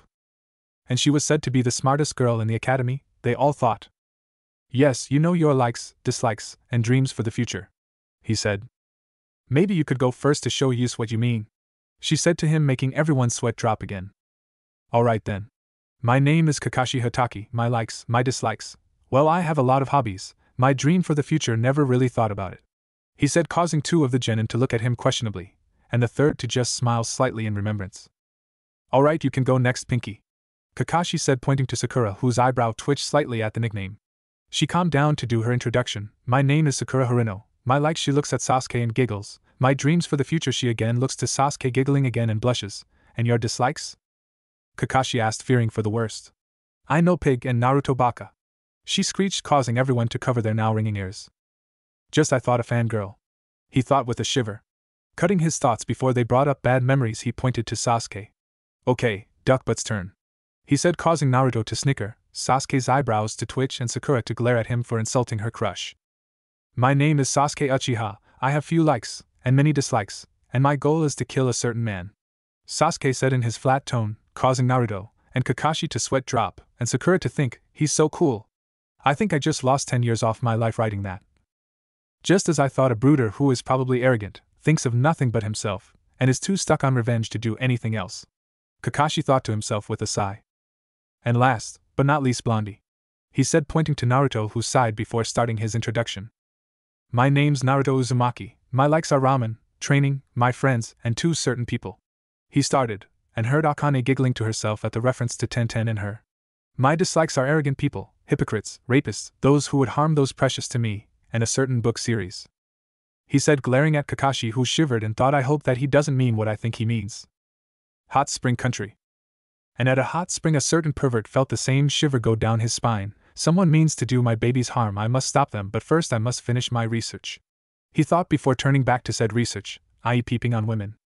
Back with Naruto. Back at the academy roof, Naruto was just about to finish his introduction when he felt a tingle in the back of his mind. I hope Ero-sennin isn't doing what I think he's doing, he thought before starting on his dream.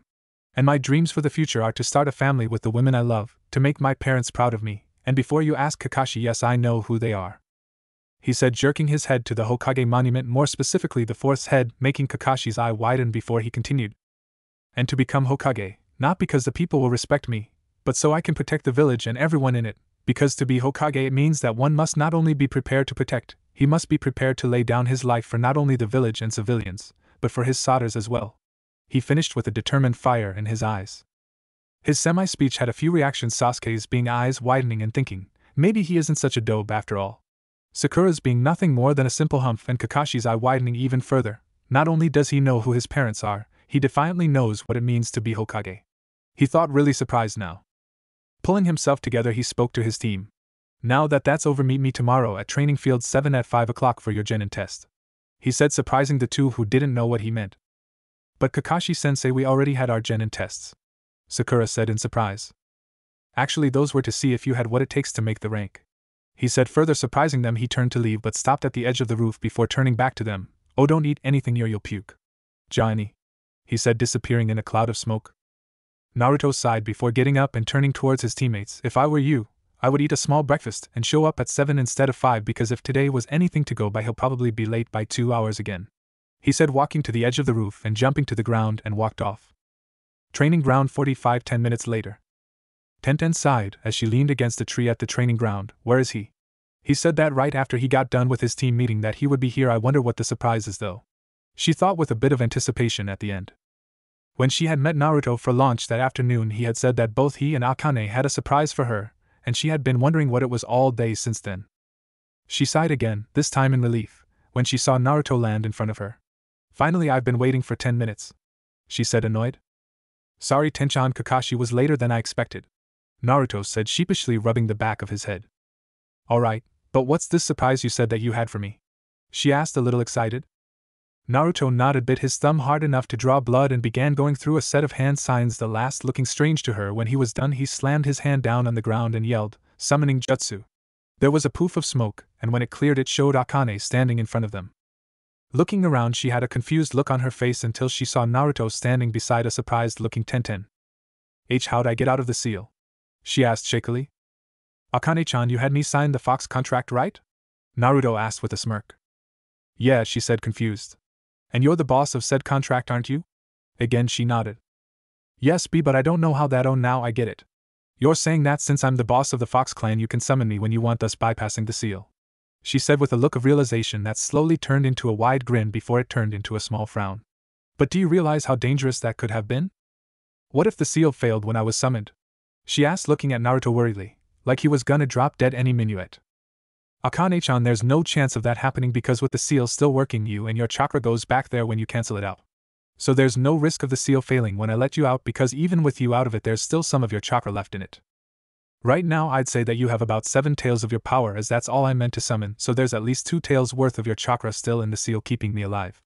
I can still summon those when we need it, but for now I'm just happy that you can come out for a bit. But I think that we came here to give Tenten her surprise, didn't we? He explained / asked, still smirking to the surprised as hell Akane and Tenten. Alright, Akane said, trying to get over the shock of the amount of thought that Naruto put into this. Turning to Tenten, who by now had gotten over her shock, and said, Tenten, I would like you to become the second summoner of the Fox Summoning Clan. Now that really surprised Tenten. She thought that Naruto showing her that Akane could come out of the seal was the surprise, but now they're asking her to sign a contract. Huh! Was all that she could get out of her mouth. Chuckling lightly, Naruto walked forward and said, Tenten, Akane-chan, and I would like you to become a summoner of the Fox clan. Tenten snapped out of her shock and said, I get that part, but why me? Naruto thought for a moment before replying, because it's a way that we can keep track of each other when we're on missions. I'm not pushing you to sign it, but knowing that you did would mean a lot to me, because I would know you're safe, he said honestly. What would be the benefits? Tenten asked curiously.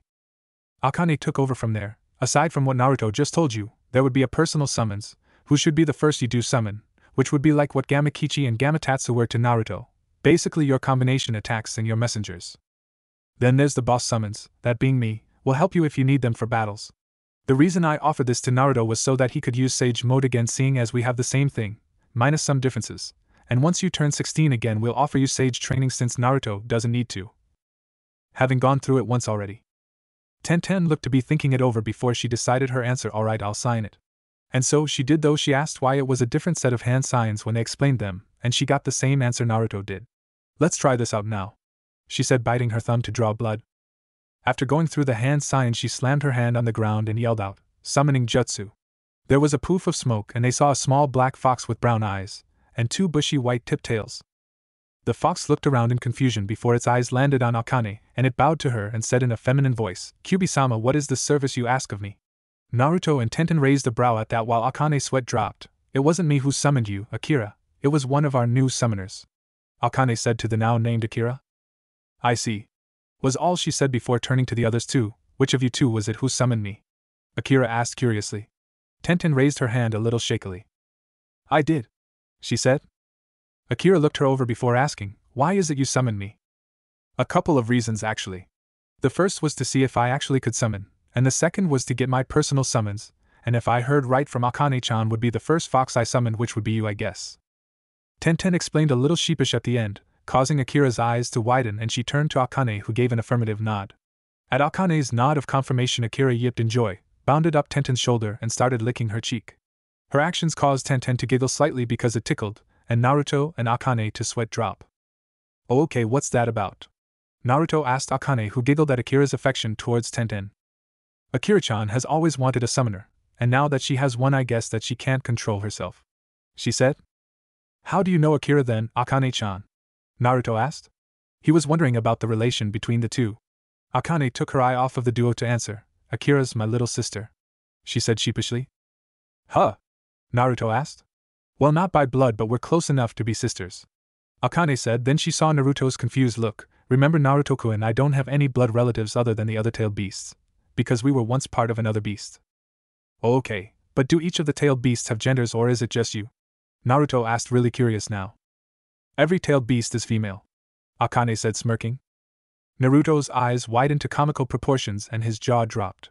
He couldn't believe it. Every one of the tailed beasts, the most powerful beings on the planet, were female? Well, I guess that would explain the destruction that they can cause, he thought with a shiver. "Akane-chan?" he asked. "Yes?" she said. Seeing his scared look, she smirked to herself. "Remind me to never piss you or any of your siblings off."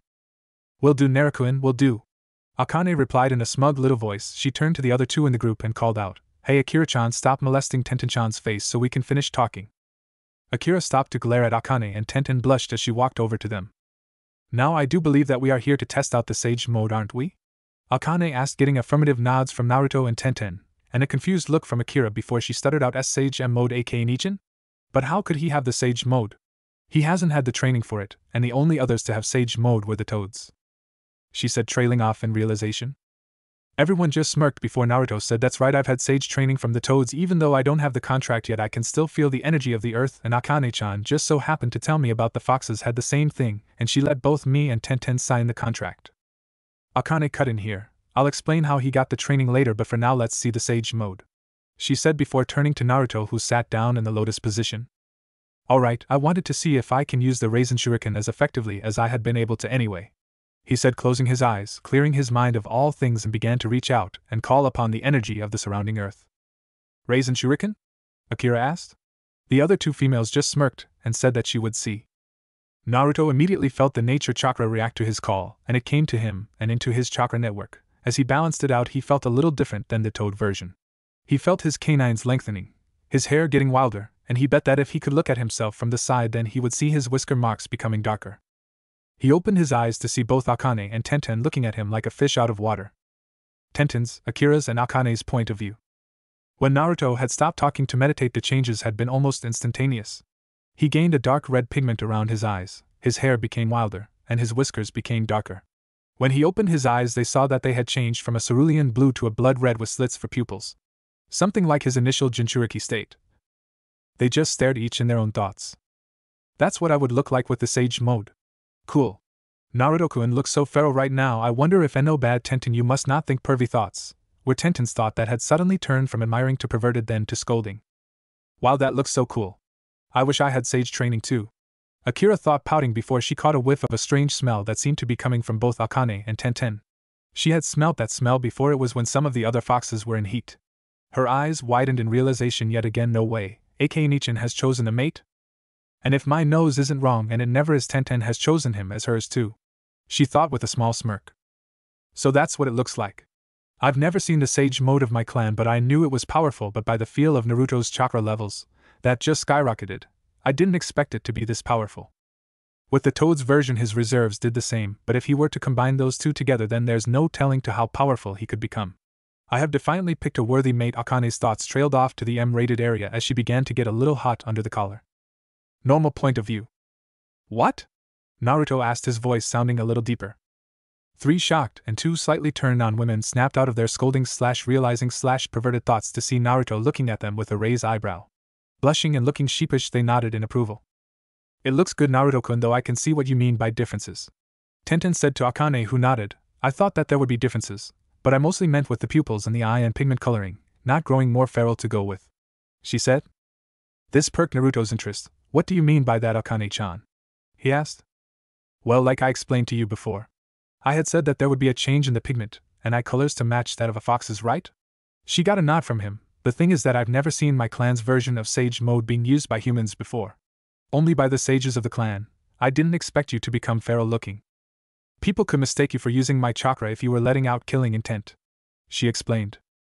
What do you mean by using your chakra, aka Nichin? Akira asked, confused. Akane looked a little surprised at the question. You know I've been sealed for the last 13 years, right? She asked her sister. Akira nodded. Well, meet my Jinchuriki, she said, pointing to Naruto, who waved. So you're the one that she got sealed into. Just let me tell you this though. Her face started to take on a threatening look with her eyes narrowing into a glare, and she bared her teeth. If you hurt my sister, I will hunt you down, and make you wish you were never born a man, she said before her look turned into a smile. But if you don't, everything will be alright between us, she said, causing Naruto to shiver and nod his head fast in fear. Even fox females are scary, he thought. Now let's try out the Raisin Shuriken, he said with a maniacal grin that was mirrored by the other two and one that was sweat dropping at the looks of the others. To have that look, this has got to be a good jutsu, Akira thought at seeing the looks of her sister. Tenten and Naruto. Tenten had the look because she liked anything that was shaped like a weapon and caused mass destruction, and Akane because she liked things that caused mass destruction and anything that went boom. Who said that girls didn't like things like that?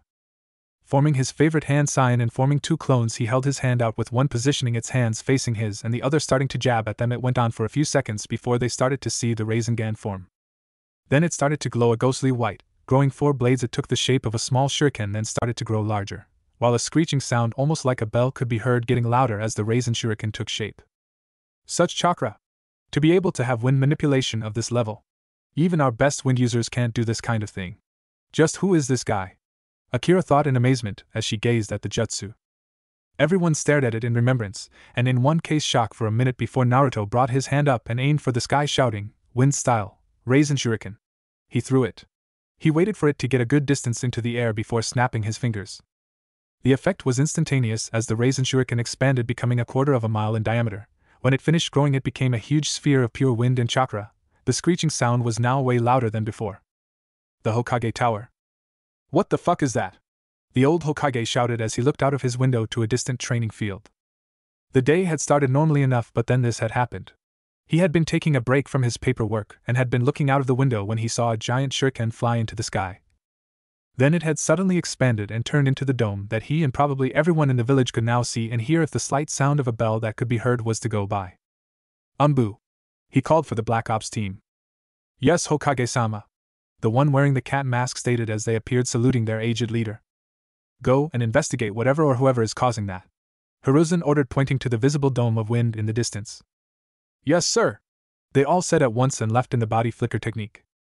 As he looked on at the now dispersing dome, he couldn't help but think, whatever jutsu that is, it's surely S-ranked. I hope to hell whoever the wielder is that he's on our side. Back with Naruto and the girls. That was awesome, they all shouted as they looked at the damage to the training field. After the S-ranked jutsu had dispersed, the training ground was a complete mess. There were trees ripped up and thrown everywhere, and there was a crater where the dome of wind and chakra had touched the ground. I feel like I can pull off 5 more before I run out of sage chakra. That will defiantly come in handy, Naruto thought, impressed as before he could only fire off about 2 Raisin Shurikens before he lost sage mode, but now it felt as if he had gathered enough nature chakra for 6 of the things. Must be the increased chakra reserves, he decided. I love this jutsu so much. Destruction. Wonder what would happen if he made another elemental variant to the Rasengan.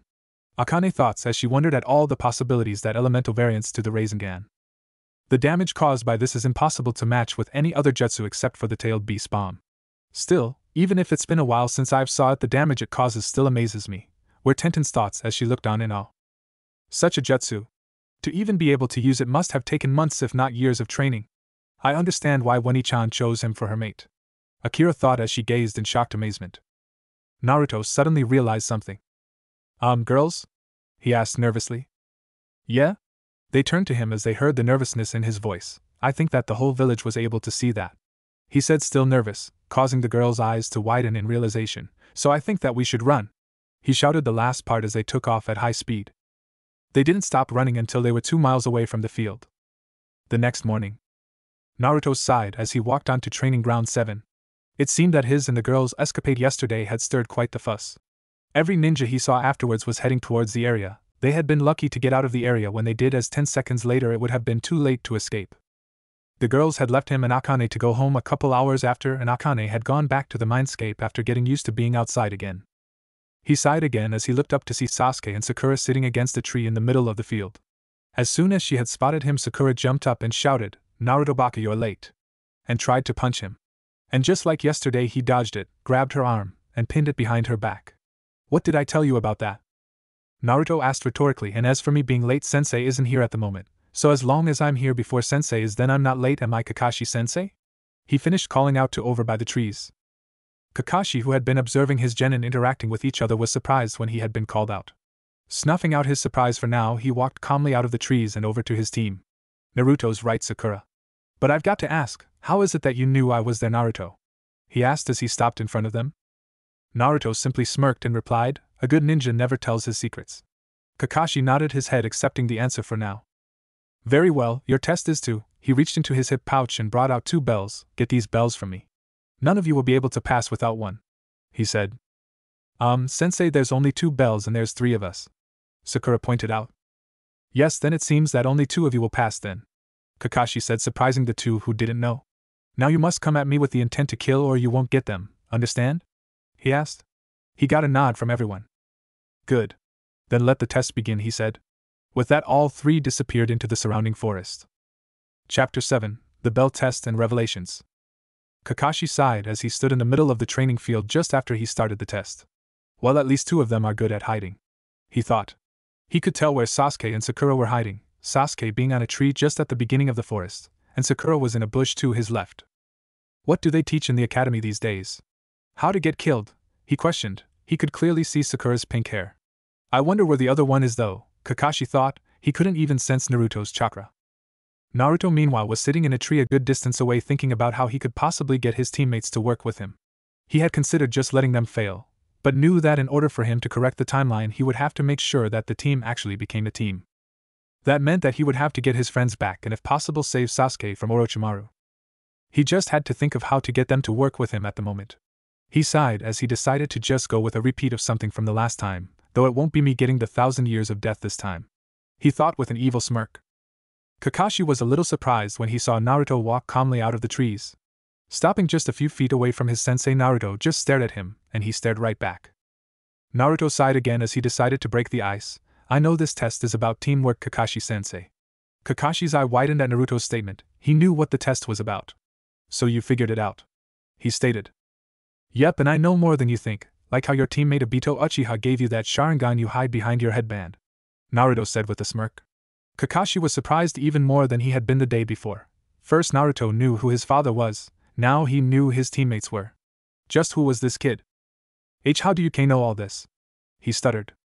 Well, as to how I know about my parents, I've met them, well, Dad at least, Naruto said, surprising Kakashi more. And as to the Obito thing, do you honestly think that after finding out about my parents that I wouldn't research everything I could about them? He asked, deciding to start the impending fight by charging in, aiming a punch for Kakashi's face. How could you have met them? The last I checked, Minato-sensei, and Kushina died in the Kyuubi's attack the night you were born, Kakashi said, /ass dodging the fist and retaliating with a kick to Naruto's side that connected and sent him skidding a meter away. Coming to a halt, Naruto created 4 clones that charged Kakashi with raised fists while he stayed back doing hand signs. Kakashi dodged a punch from the left and kicked the clone in the stomach, causing it to dispel. He jumped above a sweeping kick from the behind and threw a kunai behind him as he landed, dispelling the clone behind him, before punching an incoming clone, dispelling it. Seeing another clone coming from the front with a fist raised, he jumped back and dispelled it with a punch to the temple. Turning around, he saw that the last clone had a shuriken in its hand and was ready to throw it. Rushing in, Kakashi dispelled it with a punch to the side of the face. He was about to turn back to the original before he heard a voice calling out a jutsu from behind him, wind style, great breakthrough. A giant blast of wind came surging forward. No way could a genin do elemental jutsu. It takes too much chakra, Kakashi thought in surprise as he was thrown towards a tree on the side of the field. When he hit, he went up in smoke, and in his place was a smashed log. A substitution. Naruto thought in alarm before checking around him. If he's not to sides and not above me, then that means he's where his thoughts before a hand caught his foot. Below, shouted a muffled voice from under the ground before he was dragged downwards. When the dust cleared, it showed Kakashi standing over Naruto, who was neck deep in the dirt, literally. Earth-style, headhunter jutsu, Kakashi said before turning his attention to Naruto. Now would you mind answering my question? Kakashi asked. Naruto smirked. Sorry sensei, but I'm not the real one, he said. Kakashi's eye widened before the clone dispersed. His only thoughts were, how could a shadow clone make more clones? With the real Naruto. The real Naruto had been trying to find Sasuke and Sakura, and had just found Sasuke when the clone he had fighting Kakashi dispelled. Holding his head at the income of the memories, he muttered, stupid clone, revealed too much. He looked up to see that Sasuke had been watching the fight between the clone and Kakashi with wide eyes. Thankfully, he'd been too far away to hear what the fighters had said. Naruto just walked up and whispered, Hey Sasuke. Said person jumped slightly and turned to him. Sasuke looked at Naruto with a glare. What do you want, do? Naruto sighed. This is going to be difficult. He thought before speaking out loud. I thought that maybe we could set aside our differences and work together. Sasuke just stared before turning to walk away. You've got to be joking. As if I'd work with you, he said arrogantly. Naruto sighed in annoyance, and jumped in front of Sasuke, blocking his way, and said angrily, Will you just listen to what other people are saying for once in your life? Sasuke just stared blankly at him before he said, Fine. What is it you had in mind? Naruto smirked. Good, now before I tell you my plan, we have to find Sakura. He said, Why would we need her to pass this? Sasuke asked with a raised eyebrow. Naruto just asked, Have you ever heard of a two-man genin cell before? Sasuke shook his head in the negative. Exactly, all I've ever seen are the 3 genin and the Jonin sensei. So this test has to be a setup, make us fight each other over the bells thing. Naruto explained, smirking at Sasuke's face, which had become more and more surprised as he spoke. Thinking it over, Sasuke realized that what Naruto said was true. He almost slapped himself for not figuring it out before now. Fine, let's find Sakura, he said in depression. I knew you'd see it my way, Naruto said with a grin. Finding Sakura had been easy after Kakashi had done his lesson on genjutsu. We all know what was in the genjutsu was the same as canon. It had been convincing her to work with them that was the problem. She had been all for helping Sasuke, just not Naruto. Though in the end they did get her to agree with him. After explaining his plan, Naruto set out to be the main distraction. With Kakashi. After Naruto's clone had dispelled, Kakashi had been thinking over on how he could have possibly known everything that he did. Like how he knew who his parents were, or how Naruto knew he had the Sharingan. Kakashi knew that Obito being his teammate was common knowledge to anyone who researched the Yondaime students. What he didn't know, however, was how Naruto knew about his parents. The Hokage had kept his heritage secret to protect him. Damn it. He also knew the Hokage had planned to reveal his heritage when he reached Chunin, and tell the village when he reached Jonin. But what was really bothering him was the fact that not only had Naruto known about them but claimed to have met his father. Something that should have been impossible. How could he have met them? The last I checked, Sensei and Kushina-san were dead. He thought, trying to wrap his head over it all. He was snapped out of his thoughts when he heard the sound of a kunai cutting through the air. He tilted his head to the left so it would fly past him. So you're trying again, Kakashi said, turning to Naruto, who was standing a few meters away. Well, if at first you don't succeed, then try again, is the saying, isn't it? Naruto asked, getting into a fighting stance. True. But you still haven't answered my question, Kakashi said, getting into his own stance. Sighing to himself, Naruto thought of how to explain it, and finally thought of a variation of the truth. It was the night of the scroll incident. Naruto said, surprising Kakashi slightly. When I had gotten home, I was feeling depressed at finally knowing why I was hated. You should know what my life has been like, seeing as you were one of the Anbu that was protecting me most of the time, he said, causing Kakashi to lower his gaze. What Naruto was saying was true. He had been beaten numerous times, and the only reason Kakashi and his other protectors hadn't been able to stop them was that they had been out on missions only they could do. Yeah, I know. But for what it's worth, sorry for not being able to stop some of the beatings, Kakashi said in a depressed tone. The ones that got through were during the times when I and the others that don't hate you were out on missions, he explained, causing Naruto to smile slightly. Yeah, I figured as much, Naruto said. But back the story, he said, causing Kakashi to perk his head up eagerly. I was so full of hatred that I went into the seal. Kakashi's eyes widened. I met the Kyuubi, and it, sorry Akane-chan, tempted me into removing the seal. Kakashi's eyes widened even further. I almost did, but Dad stopped me, he said in remembrance. Kakashi's eyes now held confusion instead of surprise. What do why you mean he stopped you? He asked in a disbelieving voice. Yeah, it surprised me too when I saw him, Naruto said with a smirk. But it turns out Dad had left the last of his and Mom's chakra in the seal in case it was ever close to breaking, he said, causing Kakashi to almost faint from shock. He told me who my mother was and the condition of how I'll meet her, but the most important thing that he told me was that he believes in me, Naruto said. One of the happiest grins Kakashi had ever seen adorned his face. Kakashi, while surprised, found himself chuckling. That is indeed what his sensei would do. So what was the condition for you to meet your mother? Kakashi asked. When I go to fight Kyuubi for its chakra. While he had been expecting many things, this was not one of them. Huh! Was all that came out of a shocked Kakashi's mouth. You heard me, sensei, Naruto said. How can he expect you to fight the Kyuubi? Kakashi asked. Honestly, I don't know, but he'll burn that bridge when I come to it, Naruto said as if it didn't matter. Which in truth it didn't, because with Akane now out of the genjutsu, using her chakra was so much easier than it was before. Now that that's over with. Naruto sighed before cupping his hands around his mouth. He shouted, now guys. As he shouted, Kakashi realized that for the most part Naruto had used this as a distraction. When Naruto had given the signal, the area was immediately showered with kunai and shuriken. Kakashi dodged most and deflected the rest. Fire style, fireball jutsu. He heard Sasuke shout as he felt the heat on his back. He turned and saw a huge fireball bearing down on him. Oh come on! 2 genin that can use elemental jutsu? He thought as he barely dodged it. Wind style, great breakthrough. Naruto shouted from the opposite side of the fireball, letting loose a blast of wind that caused the fireball to not only grow but change directions, as he had put more chakra into his jutsu than Sasuke had his. This is why they don't teach this stuff in the academy, Kakashi thought, inwardly crying anime tears as he substituted with a log, only to have to jump back from a volley of shuriken from Sakura, who had been waiting in the tree line. But when he had jumped back, he found himself stepping on a thin line of ninja wire, causing yet another wave of kunai to come from the trees. Where'd they get all the kunai, he wondered. He dodged to the right, and immediately felt his legs being held down by something. Looking down, he saw that he was held down by a pair of hands coming out of the ground. That moment of distraction was all Naruto, Sasuke, and Sakura needed to rush in and tie him down with ninja wire. When he had been tied down, the hands that had been holding him dispelled in a poof of smoke. That little copycat, Kakashi thought with a sweat drop when he saw his own jutsu being used against him. Seeing that their sensei couldn't move, Sakura walked up to him and pulled the bells from where they had been tied to his belt. Well, it seems that you passed, Sakura. Now who are you going to give the other belt to? Kakashi asked. Looking between her two teammates, Sakura's inner personality was yelling at her to give it to Sasuke so they could be on the team alone, and to send Naruto back to the academy. She sighed before throwing the bells down and said, as much as I hate the prospect of being on a team with Naruto Baka, I say that it's either we all pass or none of us pass. Sakura's answer surprised Kakashi slightly, but he looked past her to see Naruto and Sasuke nodding signally that they agreed. Is that your final answer? He asked in a dark voice as thunderclouds gathered. All three nodded defiantly to say that they were sticking to their answer. Very well, then you all pass, he said as the clouds went away. Naruto merely smirked as the other two were shocked. Huh! Was all that would come from their mouths. Cue Kakashi's speech from canon. I'm just too lazy and tired to type it. Now meet up here at 9 so we can start our training and missions, Kakashi said. Though, Naruto, I would like to talk to you for a moment, Kakashi said to two of his students, surprised, before they walked off.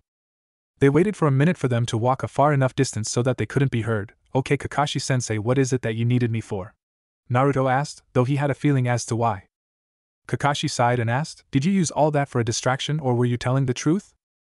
Naruto's smirk could be seen from space. It was both. Though I don't even know why I told you to begin with, he said, and honestly it was the truth. He didn't know why he did. Kakashi just looked at him for a moment before shaking his head. Thank you for telling me this. It means a lot to know that a part of Minato-sensei was able to meet and talk to his son, if only for a bit. He said, truly happy. However, I have to ask, how is it that your clones were able to make clones? He asked. Normally clones didn't have enough chakra to do a high-powered jutsu. Naruto's had not only done a C-ranked wind jutsu, but made even more clones. That just wasn't possible. Naruto just smirked. You know I have more chakra than just about anybody in this village, don't you? Kakashi nodded. The chakra level I have is probably more than the old man's at this point. But since the chakra is split evenly, if I don't make more than 3 clones, they themselves can make clones. Though the memories of those go to the clones that made them, he said a bit sheepishly at the end.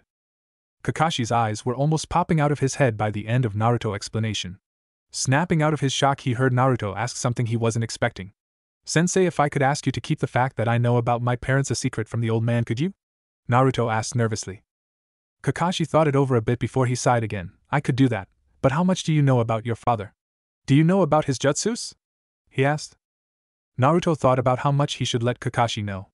Deciding that a little more information couldn't hurt, he replied, "Pretty much everything that was in the history books, and yes, I know and am able to preform the Rasengan," he said, causing Kakashi's eyes to widen in disbelief.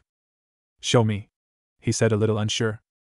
"All right," Naruto said, holding his hand out and formed a swirling sphere of chakra. Thankfully, yesterday he and Tenten had been able to get their control up to the point that they had a pretty good level control over their massive reserves. Kakashi's eyes were even wider than they had been before, if that were possible. "Wwa? How is it that you're able to use that jutsu?" he asked in a stutter. "Do you really think that after find out the secret to the shadow clone that I wouldn't have looked up my father's jutsus and then use it to master them?" Naruto asked with a smirk. "When did you master it?" Kakashi asked. "I started working on it the day before yesterday. But I got it down yesterday," Naruto lied. Hey, he had to come up with something.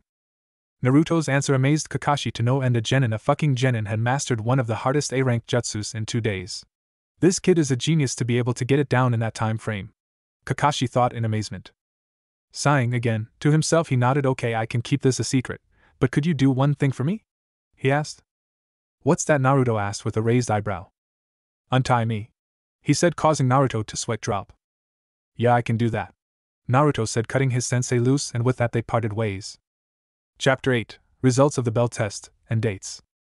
In the Hokage Tower we find several of the Leaf Village's most prominent jonin standing before their aged leader. Among them was a woman that many men would kill just to look at, and many more women would kill to have her looks. She had dark hair, red eyes, and wore what could be described as bandages, with her left sleeve being red. She was Kurenai Yuhi, Konoha's Genjutsu mistress, and Ice Queen of Konoha. Another was a man with brown eyes and short black spiky hair. He had a V-shaped beard with a cigarette in his mouth. He wore a green Konoha flak jacket with black pants and black shinobi sandals. He also had a sash with the kanji for fire on it. The man was known as Asuma Sarutobi, son of the third Hokage. They, along with all the other jonin, had one thing in common. They had all taken a team this year. Now they were waiting for one chronically late Kakashi Hatake. "Well, we might as well begin, seeing as Kakashi won't be here for at least another hour," the old Kage said. "So tell me who has passed and who has failed?" he asked. The jonin started to list off the teams. Team 1 fail. Team 2 fail. Team 3 fail. Team 4 fail. Team 5 fail. Team 6 fail. Kurenai was about to step up to state whether or not her team had passed or failed when there was a poof sound with the swirl of leaves and a plume of smoke that signaled a shunshin, and Kakashi came into view. There was a silence for a moment that was broken when Kakashi looked up from his book and said, "Yo." "Right on time, Kakashi. So tell us, did Team 7 pass or not?" Hiruzen asked, a small bead of sweat forming on the back of his head. "Team 7 pass," Kakashi said, surprising many with his answer until a random jonin spoke up. "Well, that should have been obvious with Uchiha-sama on the team," he said, causing many to nod with him until Kakashi broke their bubble. "Actually, it was Naruto that figured out the purpose of the bell test. And it seems he saw through my lies about not eating and showing up early," he stated with a bit of pride in his voice. Kakashi's statement left many stunned. Naruto Uzumaki, the dead last of the academy, the one who failed the graduation exams twice, figured out the purpose of the bell test? It didn't seem possible to many of the ones there.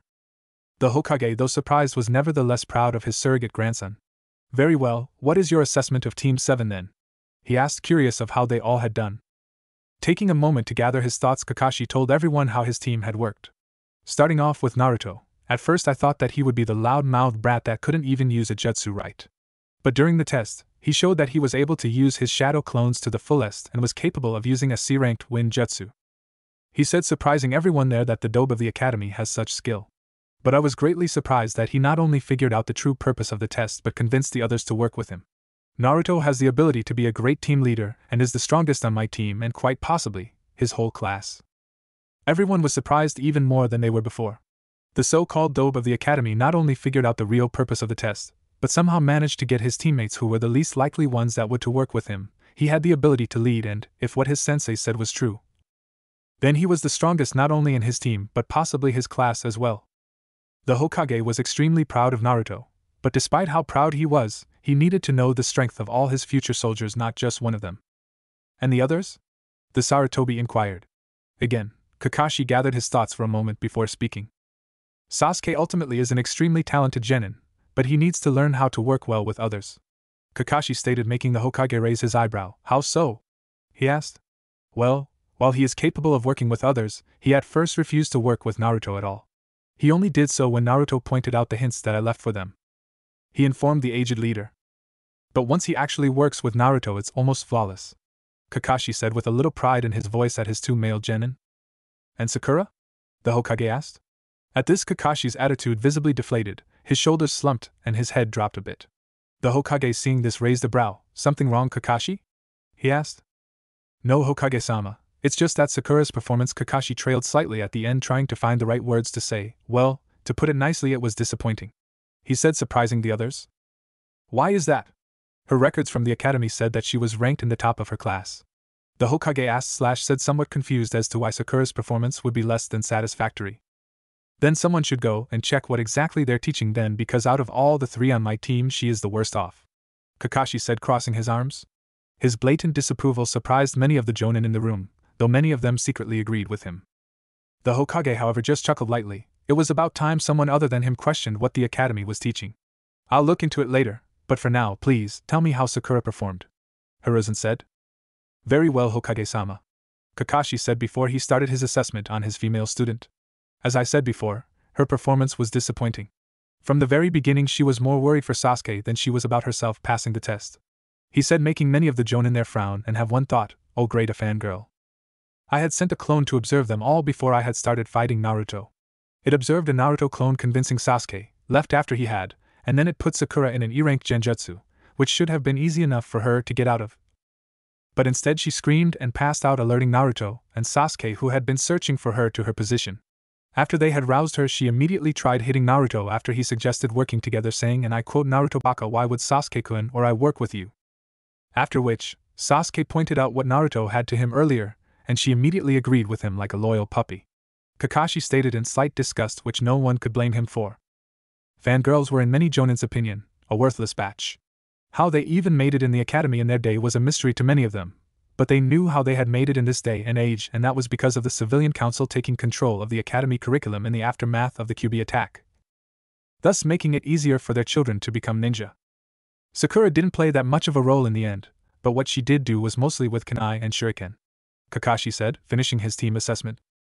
Very well then, now that Team 7's assessment is done, we'll move on to Team 8, the Hokage said as Kakashi stepped back and Kurenai moved forward. Team 8 passes, Kurenai said with a smile. She went on to explain how her team passed with almost flawless teamwork and tracking skills. All that she really noted that needed work was Kiba's and Hinata's attitudes. Kiba being too brash needed to be toned down a bit, and Hinata being too shy needed a confidence boost. As she stepped back, Asuma stepped forward. Team 10 passes, he said with a wide grin. He explained how his team passed with excellent teamwork from years of working together when their families got together, and how they used basic Ino Shikucho formations. Alright then, Teams 7, 8, and 10 pass and Teams 1-6 fail. Everyone is dismissed except for Kakashi, the age-challenged Kage said. Everyone minus Kakashi, who had a questioning look, left. What is it you need of me, Hokage-sama? Kakashi asked in a serious voice. The Hokage sighed before he spoke. I have a feeling that there's more to Naruto's skills than you told everyone, he said. Kakashi was a little surprised before he sighed. Yeah, he's a lot more skilled than I led everyone to believe, but he has asked me to keep most of what he revealed to me a secret from everyone. Though I must admit, he surprised even me with how much he knows and what he's capable of, Kakashi said with no small amount of pride in his voice. Now Hiruzen was surprised, but extremely proud at the same time. Surprised that Naruto wanted to keep secrets from him, and proud because he was becoming quite the ninja. But he understood that every ninja had to have his secrets. He chuckled at how well Naruto was coming along. Very well, but what can you tell me about his skills and how would you place him? He asked. Kakashi just smirked. I can't tell you anything about his skills, but what I can say is that you will be very surprised when you see him in the next Chunin exams, he said, surprising the Hokage at his admittance that he would be entering them into the exams. But overall, I would say that what he showed me was at least high Chunin, maybe low Jonin level, he said, further surprising the Sarutobi. This was a newly graduated genin they were talking about here, so how on earth could he be that strong so soon after graduation? If only they knew, eh? Are you as serious, Kakashi? Even if he's had years to train, he couldn't have gotten that strong. He stuttered in surprise. Kakashi just smirked again. What was the jutsu that he recently came across, Hokage-sama? Kakashi asked in an amused voice. The Kage's eyes widened in realization. The shadow clone? He asked in amazement. Kakashi nodded. Exactly.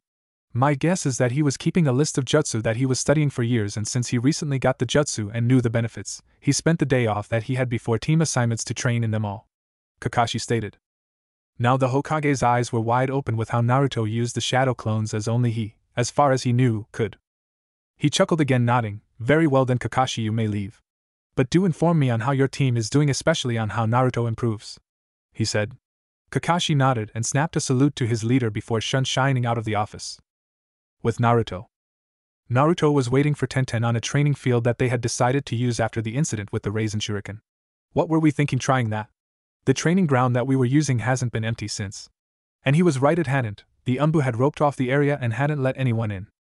It wasn't my idea, Naruto-kun, it was yours, Akane said in an innocent voice, making Naruto's sweat drop. Now that's not fair, Akane-chan, he whined. You were all for the idea before we had to run for it. He thought to her, and he could almost feel her pouting at him, causing a smirk to form on his face. I could withdraw the contract and let you fend for yourself until you get the Toad contract, you know, Akane said, trying to get to him, and it worked like a charm. When he had heard what Akane said, Naruto had somehow brought himself into the mindscape and was now kneeling in front of her. Please don't do that, Aka-chan. I'll do anything to keep the ability to summon, he said, and then thought of something. Besides, how am I going to be able to bring you out of the seal for our date tonight? He asked. Now that had her wide-eyed and blushing. A D-date? She asked. What? Can't I take you or Tenten out every now and then? He asked, trying to figure out why he didn't do this when the three of them first got together. The next thing he knew was that his lips were being assaulted by Akane's own. It was a bit of a surprise to him because when it came to this kind of activity, Akane was usually on the shy side. He opened his mouth when he felt her tongue asking for entrance, and proceeded to battle with hers. He won, and though they had kissed before, it was never like this, and he was a bit surprised when he found that her mouth tasted like raspberry. Akane moaned when Naruto's tongue massaged hers. Akane was in heaven, she had never felt like this before. Oh Kami, if this is what kissing feels like, then I can't wait for when he's in his older body to get to the good stuff, Akane thought, moaning again. When the need for air became apparent to them, they pulled away from each other, panting a bit. I guess that you want to go out tonight? Naruto asked with a knowing smirk. Akane nodded in excitement. Oh yes, I would really enjoy being able to go on a date tonight, Naruto-kun, Akane said in an equally excited voice. Though summon me when you get out, Tenchan is here, she said, sensing her fellow Naruto lover coming onto the training ground and pushing the blonde to the real world. When Naruto opened his eyes, the first thing he saw was the smiling face of Tenten close to his. Hey Tenchan, what's up? He asked, smiling at her. Not much, just that I've been waiting to do this since this morning, she said before closing the gap to claim his lips in a passionate kiss. Naruto's eyes once again widened in surprise before he smirked into it and began a battle for dominance. They only stopped because of the need to breathe became too much. Pulling back just a bit, he smiled even more. How did I ever get this lucky? He muttered mostly to himself, but Tenten still heard it. Don't know, you're just lucky, I guess, she said with a small grin of her own. Not that I don't mind the meet and greet, but I do believe that you have to ask her something, Naruto, Akane said in Naruto's head, making him nod to her as he stepped back from Tenten, bit his thumb and went through the hands, slammed his hand down, and in a puff of smoke Akane was standing before them with a smirk. Turning to Naruto, she smirked more. Don't you have something to ask her? Akane asked, making Tenten look at them with some confusion. Right, he said before walking up to Tenten and gently grasped her hands in his. Tenten, would you do me the honor of taking you and Akane-chan out to dinner tonight? He asked in a low tone. Tenten's face was as red as a tomato. Naruto-kun's asking me out, she thought in shock and embarrassment. Understandable, because this would be the first date she had ever gone on. She snapped out of her thoughts. She saw Naruto's face close to hers with a concerned look. You okay, Tenchan? He asked, his concern seeping in his voice. Why yeah, I'm fine, Tenten said, still blushing. And of course you can take me out to dinner, she said happily with a large grin. Good. Then he'll pick us up here at 7 tonight then, Akane, who had been watching from the side, said, and grabbed Tenten's arm in hers and began dragging her away. Said panda-haired girl was too confused as to why she had grabbed her and was dragging her off to do anything about it. Hey, what about training? Naruto called after them. Yeah, don't we have to train? Tenten asked, coming out of her confusion. Not today, we don't. We have to get ready for our date tonight. I don't know about Tenten, but I could use a few more outfits than what I'm usually wearing, she said, referring to the blue kimono she had on. So we're going to spend this time shopping. She finished walking off the field, Tenten still held tightly in her grasp. Naruto just stared after them leaving until they were out of his sight. He sighed when he couldn't see them. Girls are weird, he said before heading out to get reservations, and to shop for his own clothes. With Akane and Tenten an hour later. It had taken a while to get to the nearest clothing store from the training ground they had been at. Was it really a good idea to just leave him without letting him know where we're going?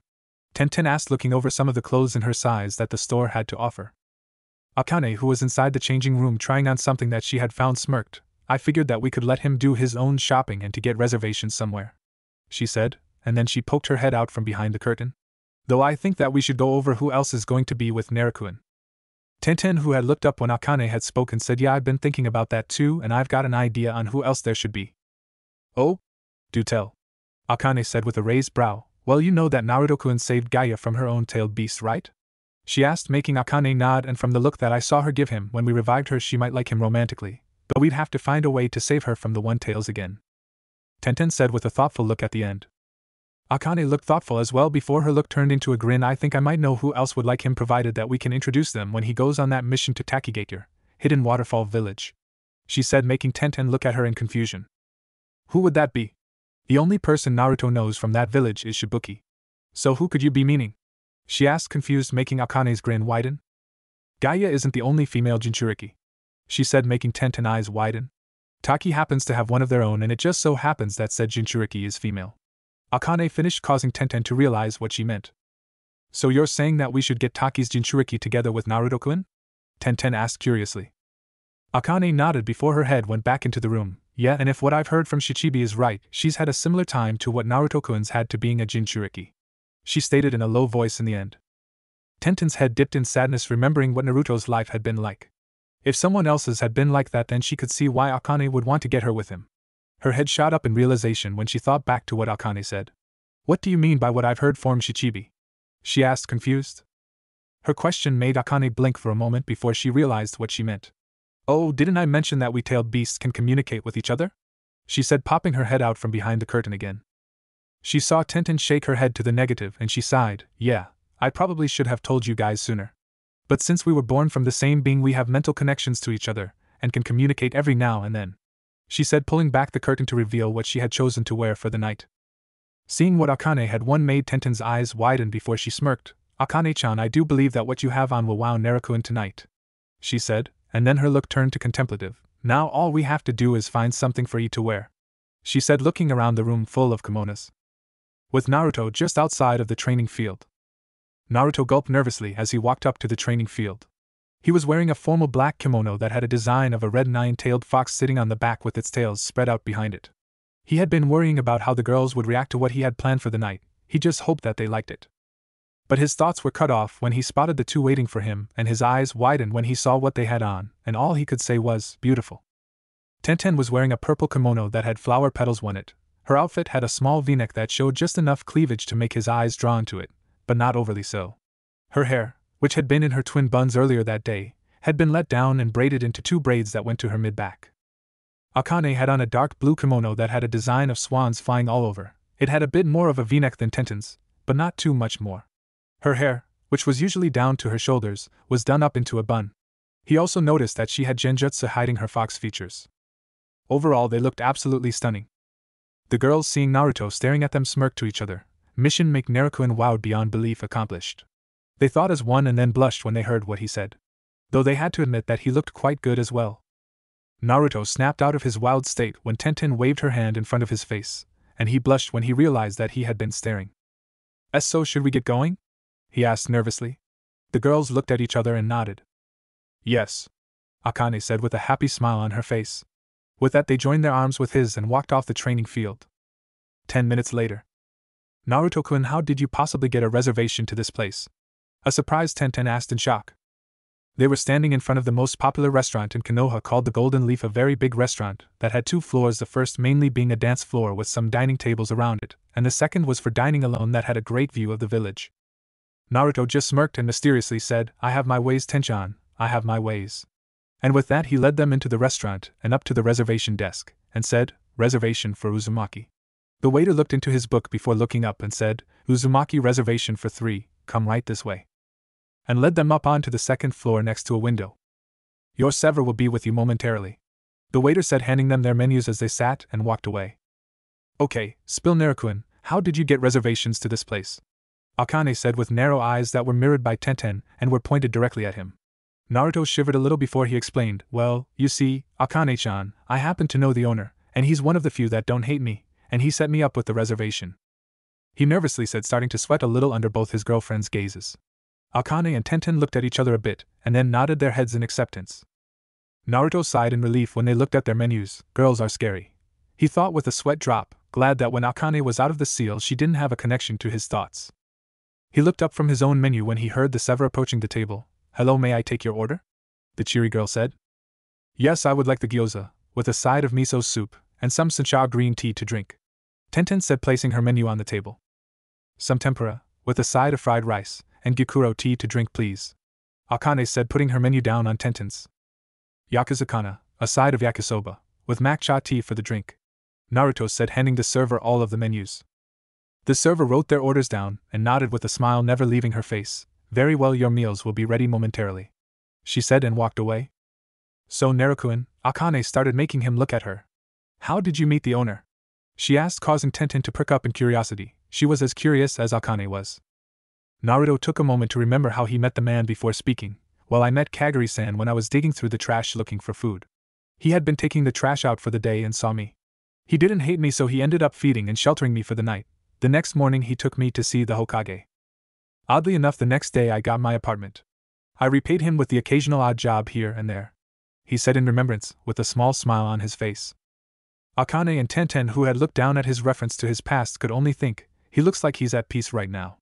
And it was true. Naruto's small smile and the far-off look in his eyes made him look at peace with the world. Okay, I have got to meet this guy. To cause such a reaction from Naruto, he must be a really good person. Akane thought. Tenten's were along the same line. They were snapped out of their thoughts when their food and drinks arrived and were sat in front of them. Here's your meals, I hope you enjoy them, the cheery server said before walking off. The meal passed by with them mostly getting to know Akane better, seeing as Naruto and Tenten had known each other for years. They learned even though she was the strongest of the tailed beasts in the beginning, there were some of the others that thought that she couldn't handle the position, but were quickly put in their place when she had demonstrated her power. And that the reason that the Kitsune clan had never had a summoner up till now was mostly to her being sealed for the last 100 years or so, and both Mito and Kushina had both had summoning contracts that weren't allied to them, making it near impossible for them to sign it. What Akane learned from Tenten was that she liked every kind of weapon there was and one day hoped to have wielded them all. She also learned that Tenten hoped to one day settle down and raise a family just like Naruto did, and said Blonde was left a blushing mess when she said that it was him that she hoped it was with, to which Akane just smirked and reminded her that she would be the one getting him first, further embarrassing him. They knew Naruto already, one having been sealed inside of him and having gone through most of his memories, not the bad ones, the good ones. She still doesn't know how bad it got sometimes. And the other being with him for the better part of 14 years, counting before they came back in time, so they just asked what he planned on doing this time around. He explained what he planned on doing, for instance saving Gigi, stopping Orochimaru from giving Sasuke the cursed seal, and hopefully saving the one that had once been his friend. Why would you want to save that asshole? Especially after all he's done? Tenten asked. Tenten, when you stop and think about it, that was a Sasuke that doesn't exist yet, so if I can stop him from getting the curse mark, then I can stop him from defecting from the village. Naruto explained with a sigh at the beginning. Tenten realized what he meant by that, and accepted his answer, but not before she had her say in it. Okay, I get that, Naruto, but if you can't, then please promise me that you'll kill him before everything gets out of hand again. I would hate to see all the hard work that we're putting into this go to waste, she asked with worry-filled eyes, Akane nodding in agreement. Naruto nodded his head in acceptance before he stood up from his empty plate and held his hands out to both of them. Now that that is done, would either of you like to dance? He asked, making them both blush but grow grins and accept his invitation. Yes, let's dance, they both said, grasping a hand each. Naruto smiled as he led them to the dance floor, once again thinking, how in the world did I get this lucky? The rest of the night was filled with laughter and dancing. Chapter 9, The Wave Mission Part 1. The forests of Konoha were calm, and a lone butterfly was minding its own business. That is until a black mass came out of the bush and started chasing it around the clearing. Little did the creature know, but it was being watched by 3 genin and 1 jonin, the genin there to capture it and the jonin to just watch the show. The sound of static was heard before a lazy-sounding voice came through the radio. Report on your positions around target, it commanded. This is Raven, I'm in the bush to the right, a voice replied. Cherry Blossoms, I'm behind the tree from the back, A feminine voice sounded. Fox here, in the tree on the left. Another one said. All right, proceed with the mission. With the signal to go, the three genin jumped into the clearing and headed for the momentarily stunned black mass that was now revealed to be a cat with a ribbon tied to its right ear. When the cat realized what was going on, it immediately jumped onto the nearest one of the now revealed three genin of Team 7, which just so happened to be Sasuke, and started to claw his face off. Ah! Get this damn cat off me! The surprised genin shouted, flailing around in pain. When Naruto saw this, he almost started laughing at the hilarity. The last time he took this mission, he had been the one to be scratched to hell. In his mind, however, Akane was laughing her ass off. Ha ha ha! Now this is what I call entertainment. When Sakura saw Sasuke in his current state of being mauled, she screeched, "You dumb cat, get off my Sasuke Kyin." Seriously, I felt myself losing years off my life writing that, and jumped the cat from hell just as he jumped off Sasuke to meet her in mid-air. And with that, a dust cloud that had fists, legs, paws, and the occasional tuft of hair or fur coming out of it formed, making Naruto, Akane, Sasuke, who was still on the ground covered in scratches, and the distantly watching Kakashi sweat drop, all the while thinking one same thought: this is why one is to avoid getting fangirls. They're just too damn crazy. Naruto, seeing the condition that Sasuke was in, went over to help him up. You alright? He asked, holding out his hand for the Uchiha to take. Sasuke just looked at his hand for a moment before taking it. Yeah, I'm alright. Just wish that we could have been teamed up with someone else other than her, he said, pointing to the cloud. That loud hisses and shouts could now be heard from inside, making Naruto nod, releasing a sigh in depression. I know what you mean. Out of all the people to have on our team, it had to be a rabid fangirl, he said, making Sasuke release a depressed sigh of his own. Though I do have an idea, Naruto started, making Sasuke look at him in curiosity. We could put these two into the underground fighting competitions. I bet we could make a killing, he said with a thoughtful expression that was mirrored by Sasuke, before they took one look at each other and burst out laughing. Over the last month since Naruto had come back in time, he had managed to get Sasuke to open up more than he had in the year that they had been a team the first time around, and he could honestly say that he had his brother and everything but blood back. Though unknown to Naruto and known to Akane and Proxy Tenten from the times that they got together and sent Naruto away so they could have some girl time, aka to plan on who else was going to be in his harem. Akane had sent someone following them since the incident with the Raisin Shuriken, and the two of them had sent shadow clones to investigate whoever it was, and had been surprised that it had been a purple-haired, trench coat-wearing Ice Queen. And from the smell that Akane got, she was heavily aroused whenever Naruto took off his shirt the few times the three of them got to train together in secret. The two female time travelers could tell that they would do good together due to them both having similar pasts, but the stalking part was getting annoying, and they wondered why Naruto hadn't picked up on it yet. So they decided that they'd wait till the time was right to confront her about why she was stalking them. But back to the story. Calming down from his laughter, Naruto looked to Sasuke and asked, should we help her, or leave her be? Sasuke, also calming down, looked at the cloud that had now started to move towards them, and was a little too close for comfort. I don't think we have a choice, was all that he managed to say before they were both sucked into it, and more fists, legs and hair were flying around the cloud, with curses being thrown around every so often.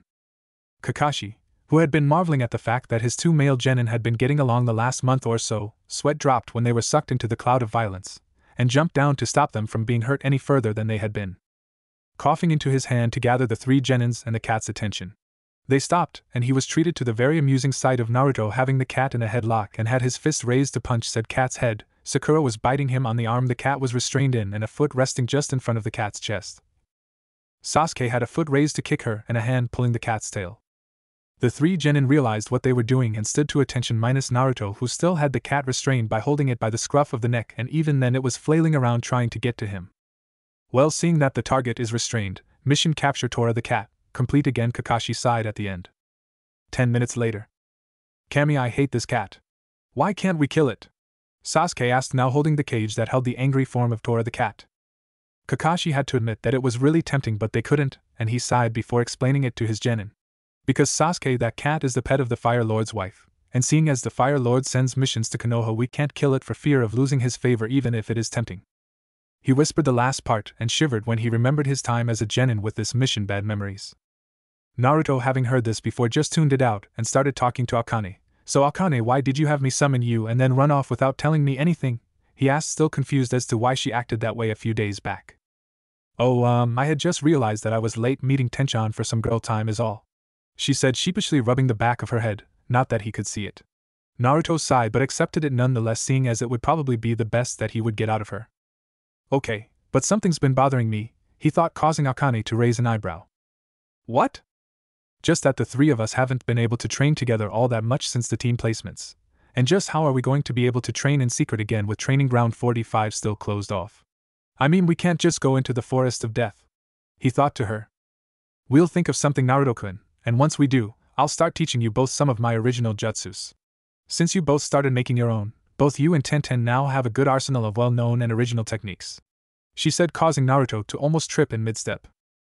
It had been a while since Akane had said that she was going to teach them some of her original moves, and they were pretty damn excited to learn them. What are you going to teach us? Is it really cool? He asked excitedly, causing Akane to giggle into her hand. You'll see, Naruto-kun, but you're at the mission assignment room, she informed him, causing Naruto to jerk his head up to see that they were indeed just outside the room where they got missions. He sighed again, causing his teammates to look at him weirdly. You okay, Naruto? You look like you zoned out for a while, Kakashi asked, somewhat worried for his sensei's son. Naruto just nodded and rubbed the back of his head, looking sheepish. Yeah, I'm fine, sensei. Just been thinking on a few techniques I'm trying to improve, and I guess that I just got lost in my thoughts, he said, causing Kakashi to nod and go back to his book, Sasuke to raise a brow, and Sakura to humph and look away. Kakashi, even though he nodded, couldn't help but wonder what the techniques Naruto wanted to improve were. His eyes widened in disbelief when he thought of something. Could that technique that looked like a shuriken have been him?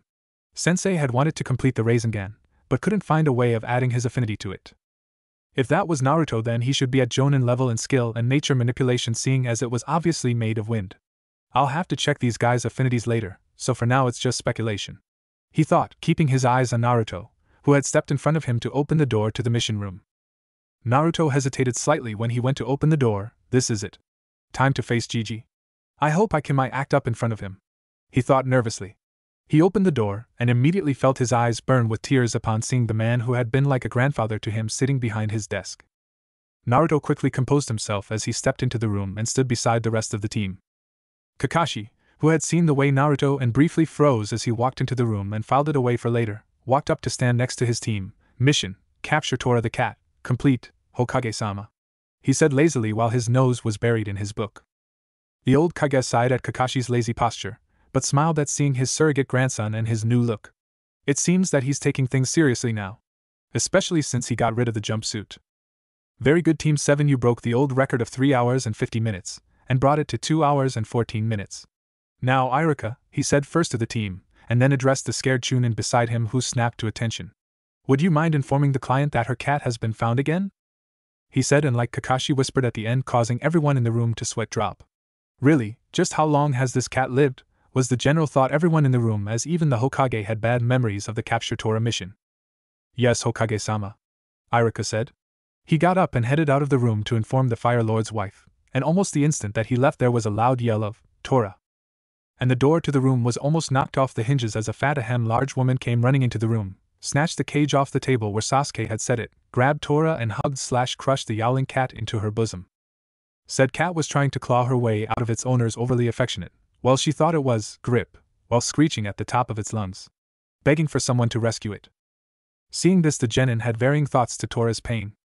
Yes, squeeze that thing, were Sasuke's thoughts, and he had the evil look and insane laugh to go with it. Even if I hate that cat, someone shouldn't be doing that, Naruto thought, looking at Tora with sympathy. He never really liked the cat, but even he wouldn't do that to it. I wonder if Sasuke-kun would like. Do you even have to guess what was going on in Sakura's mind? After the Fire Lord's wife had left the room, the Hokage addressed Team 7 as he went through the D-rank pile on his desk. If you feel like you can take more missions, we have dog walking, babysitting, fence painting, or Tora come back. Catching the cat again, he said with a sweat drop. Actually, Hokage-sama, I believe my team is ready for a C-rank mission, Kakashi said, not wanting to see his team suffer anymore and knowing that at least 2 of them were ready for one, and he unknowingly stopped Naruto from bribing the Hokage with the secret of defeating paperwork to get it. Sarutobi, however, just looked at the Jonin before he asked, Are you sure, Kakashi? I know that your team has taken the required number of D-ranks, but they did graduate just under a month ago. Yes, Hokage-sama, I believe that they are ready to have a low C rank at the very least, he said. Sarutobi looked over at the team that was gathered on the side of the room. Naruto and Sasuke were talking quietly in the corner, and Sakura was staring at Sasuke. Well, at least 2 of them look ready for it. Sakura, however, doesn't, he thought before nodding his head. Alright, I'll allow it, but I wish to have a word with you later, he said, and Kakashi nodded in understanding. Iruka's questioning the decision to send Team 7. Sarutobi turned to Iruka again and asked, Could you send Tazuna in? Iruka nodded and left the room and came back a moment later with an old man that smelled heavily of alcohol. Said man looked at the now standing to attention team and snorted, "I asked for a team to protect me, not for a bunch of kids. The one with the blonde hair and the one in blue look okay, but the pink one looks like something that not even a dead thing would eat," he said, causing the two male members of Team 7 to snicker and Sakura to try to punch him, but was held back by Kakashi, who bent down and whispered in her ear, "You know, Sakura, we can't go around killing our clients. It's bad for business." When she reluctantly nodded, he stood up and said to Tazuna, "Tazuna-san, I am a jonin, so I'll be able to handle anything that my students can't, and just so you know, the boys of my team are among the most skilled in the village, so there should be no worries." With Kakashi's reassurance, Tazuna nodded in acceptance. "Very well, we'll leave in the morning, meet at the North Gate at 8 a.m. sharp," Kakashi said, both to his team and Tazuna, waving them out the door. "I'll see you guys later, I've got someone to meet," Naruto said, but before he could leave he was stopped by Sasuke, who had his hand on his shoulder. "Hold up, Naruto," he said. The blonde looked at him curiously. "You're always saying you've got someone to meet after training, but we don't even know who this person is," Sasuke said, causing Naruto to realize what he wanted. "And you want to meet her, don't you?" he asked, and Sasuke nodded. Naruto sighed before grabbing him by the arm and shining away from a confused Sakura. Back in the Hokage's office, Sarutobi, after making sure that the genin were gone, put up a silencing seal before he spoke. "Care to explain why you would request a C rank when there is clearly a genin on your team that is not ready for one?" His question made Kakashi sigh. "I'm hoping that if she sees what the real world is like, she might start to take being a shinobi seriously. Because if she doesn't, then I'm seriously thinking of dropping her from my team, or if not, then having Guy train her for a month," he explained. Sarutobi's eyes widened when he heard Kakashi's alternative. He wouldn't send even his most hated enemy to train with Might Guy for a full month. "Kakashi, don't you think that Guy's training would be a bit much for her to take?" the aged Kage asked nervously. Kakashi just shook his head in the negative. "If it would help get the point that this is not a game across, then no," he said before his head dropped in depression. "Honestly, Hokage-sama, I've tried everything I can think of to get her out of her fangirl phase, but nothing's worked," he said in a depressed tone that had the old Kage's sympathy going out to him. "I can understand that, Kakashi, so how about a compromise?" he said, making Kakashi's head snap up to look at him. "What I'm offering is to send a Tokubetsu Jonin with you to help out in case things don't go as planned," he said. Kakashi thought it over. On the upside, he would get to have an extra person to help with the genin of his team, and possibly with any missing nin that came along, slim as it would be. Oh, if only he knew. But on the downside, he would have someone else to watch out for if things get tough. Seeing as the pros outweighed the cons, he nodded to the old leader in acceptance. "Very well then, Anko Mitarashi will meet you at the gate tomorrow at 8. The Hokage said, making Kakashi's eyes widen at the name. He didn't really dislike her, but he had heard of her tendencies both during and after missions and would rather have had someone else on the mission with them. "Are you sure about sending Anko of all people, Hokage-sama?" Kakashi shakily asked. The aged leader chuckled. "Yes, Kakashi, I am very sure. Not only can she help get Sakura out of her fangirl stage, but it seems that she has taken a particular interest in one of your students. Namely Naruto," he said with a perverted giggle at the end. Kakashi's eyes widened even farther than before with the information that he had been given. "I don't know whether I should be jealous or scared for his chastity," Kakashi said, and the old Kage nodded his head in agreement before he sent an Umbu to inform Anko that she would be joining them on this mission. 5 minutes before, with Naruto and Sasuke. Arriving 2 blocks away from where they had originally been, Naruto let go of a now dazed Sasuke who was holding his head and looked like he was going to vomit. Naruto chuckled when he saw his friend's current state. "It'll clear up in a minute," he said. When it had, Sasuke looked a little ticked off. "You could have warned me you were going to do that," he said, annoyed, causing Naruto to chuckle again. "Yeah, but where's the fun in that?" he asked, causing Sasuke to roll his eyes in annoyance before he looked around to see where they were. "So where's this friend of yours that you said you were meeting?" he asked with a raised brow. Naruto grinned a bit, started walking. "Oh, we're not meeting her here. I just wanted to get away from Sakura." His statement caused Sasuke to sigh but nod his head before he realized something. "You said that the person you were meeting was a girl, so does that mean that you've got a girlfriend?" he asked with a teasing grin. Naruto didn't say anything and continued walking. At Naruto's silence, Sasuke's eyes widened in disbelief. "No way. You actually have a girlfriend?" he asked in equal disbelief. Naruto sighed in defeat and turned his head towards him. "Yeah, I do, and if you don't mind, we're trying to keep it secret until after the Chunin exams this year, so please don't go blabbing it." Sasuke nodded his head in acceptance. He could understand the importance of keeping something secret. That, and the glare that was being leveled at him, was a good incentive, as it promised a good deal of pain if he didn't keep this to himself. "I can do that," he said, as they arrived on a training field to see Tenten waiting for them. The next morning, just before 8, Anko Mitarashi was standing in front of the north gate of Konoha. Normally she wouldn't be caught dead doing anything lower than a B rank, but this time she was almost too happy to accept. The reason being was that she would finally get some answers from a certain blonde-haired genin. Those being 1, how was he so powerful? And 2, how was he able to pull off a jutsu that was so powerful it was felt, heard, and seen throughout the village? She could remember what it was that she had witnessed to bring up these questions. Flashback. That was some good dango, Enko said as she walked back to the forest of death from her lunch. She was just about to turn towards said forest when she heard a distant shout of summoning jutsu, and she decided to investigate just who was training so close to her forest. What she saw was 2 teens and a woman with red hair. She could recognize the 2 teens easily enough due to one of them being the Jinchuriki of the village, and having seen the other helping out around the weapons shop she frequented. What she saw looked like the blonde and the woman were trying to convince the girl to sign a summoning contract of some kind. That's odd, there aren't that many summoning contracts around. I wonder what one it is. Enko thought, focusing on the conversation a bit more, and what she heard surprised her. There's a Fox clan? And not only that, but the other person here is the QB. Just how did it get free? And just what the hell is Sage Mode? She wondered in a mixture of puzzlement and worry. She watched as they convinced the panda-haired girl to sign it, and then proceeded to show her a strange sequence of hand seals. Those aren't the hand signs for the jutsu. So what are they trying to pull? She asked herself. To her amazement, when the girl tried the jutsu with the different hand signs, it worked. And what the girl summoned was even more of a shock to her. A F-fox? She thought in alarm. When the small fox referred to the redhead as Kyubi-sama, she was even more alarmed as her suspicions were confirmed.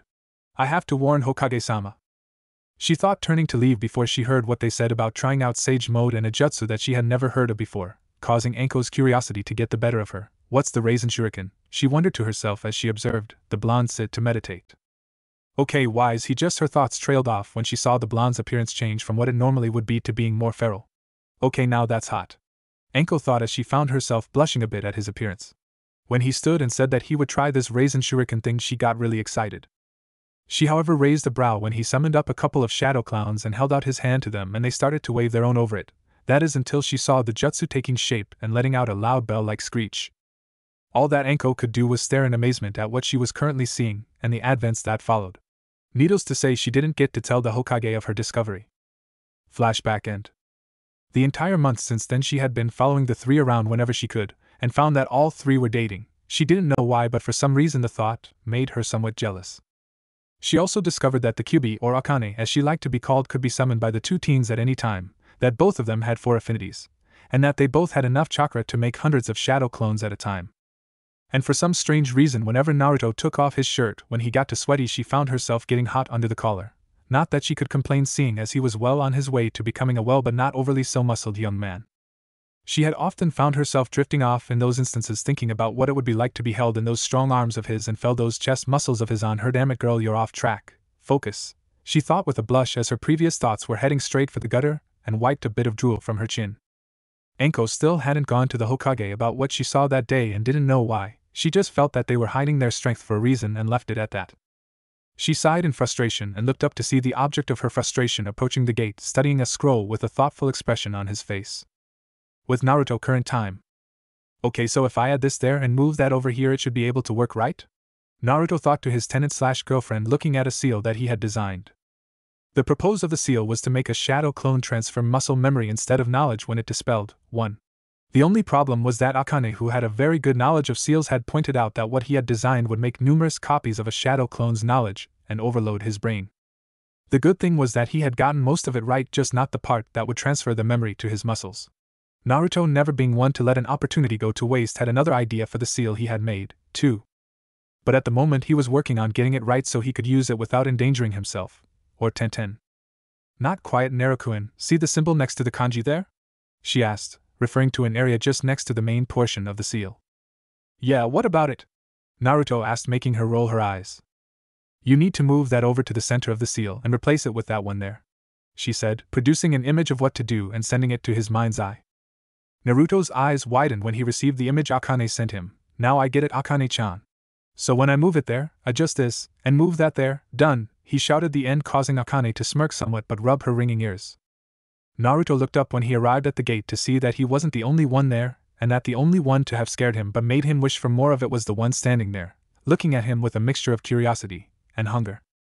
He shivered when he remembered the last time he had run into her. It was both a frightening and somehow pleasant experience that he would rather not talk about. He yelped when he suddenly found himself lifted into the air by his collar and held directly into her face. What's going on?" he asked nervously. "I have questions for you, Gaki, and you will answer them. Understand?" It was more of a demand than a question, but was said in a threatening voice that left no room for argument. Naruto nodded his head faster than one could say ramen to show that he was listening. Anko was just about to open her mouth to ask what she wanted when a lazy voice interrupted. Anko-san, you threatening my student is making me rethink the decision the Hokage made about you joining us on this mission." The two of them turned their heads to see Kakashi, who had his head buried in his book, Tazuna, Sasuke and Sakura staring at them funnily. Grinning sheepishly, Anko set Naruto down. "Sorry about that, Kakashi. I just had a question to ask and wanted to make sure he answered it," she said, scratching her cheek. Her response made everyone present sweat drop and think, "And you had to threaten him / me?" It was at this moment that Naruto realized something. Kakashi said, "Kakashi-sensei, what do you mean that she's going with us?" he asked. Inwardly he was panicking. How did this happen? This didn't happen last time. Oblivious to his students' thoughts, Kakashi replied as he led them all out of the gate. Well, the Hokage thought that it would be better to have some backup on this mission in case things got though, he said, and did not fail to notice the flinch that Tazuna made as he finished.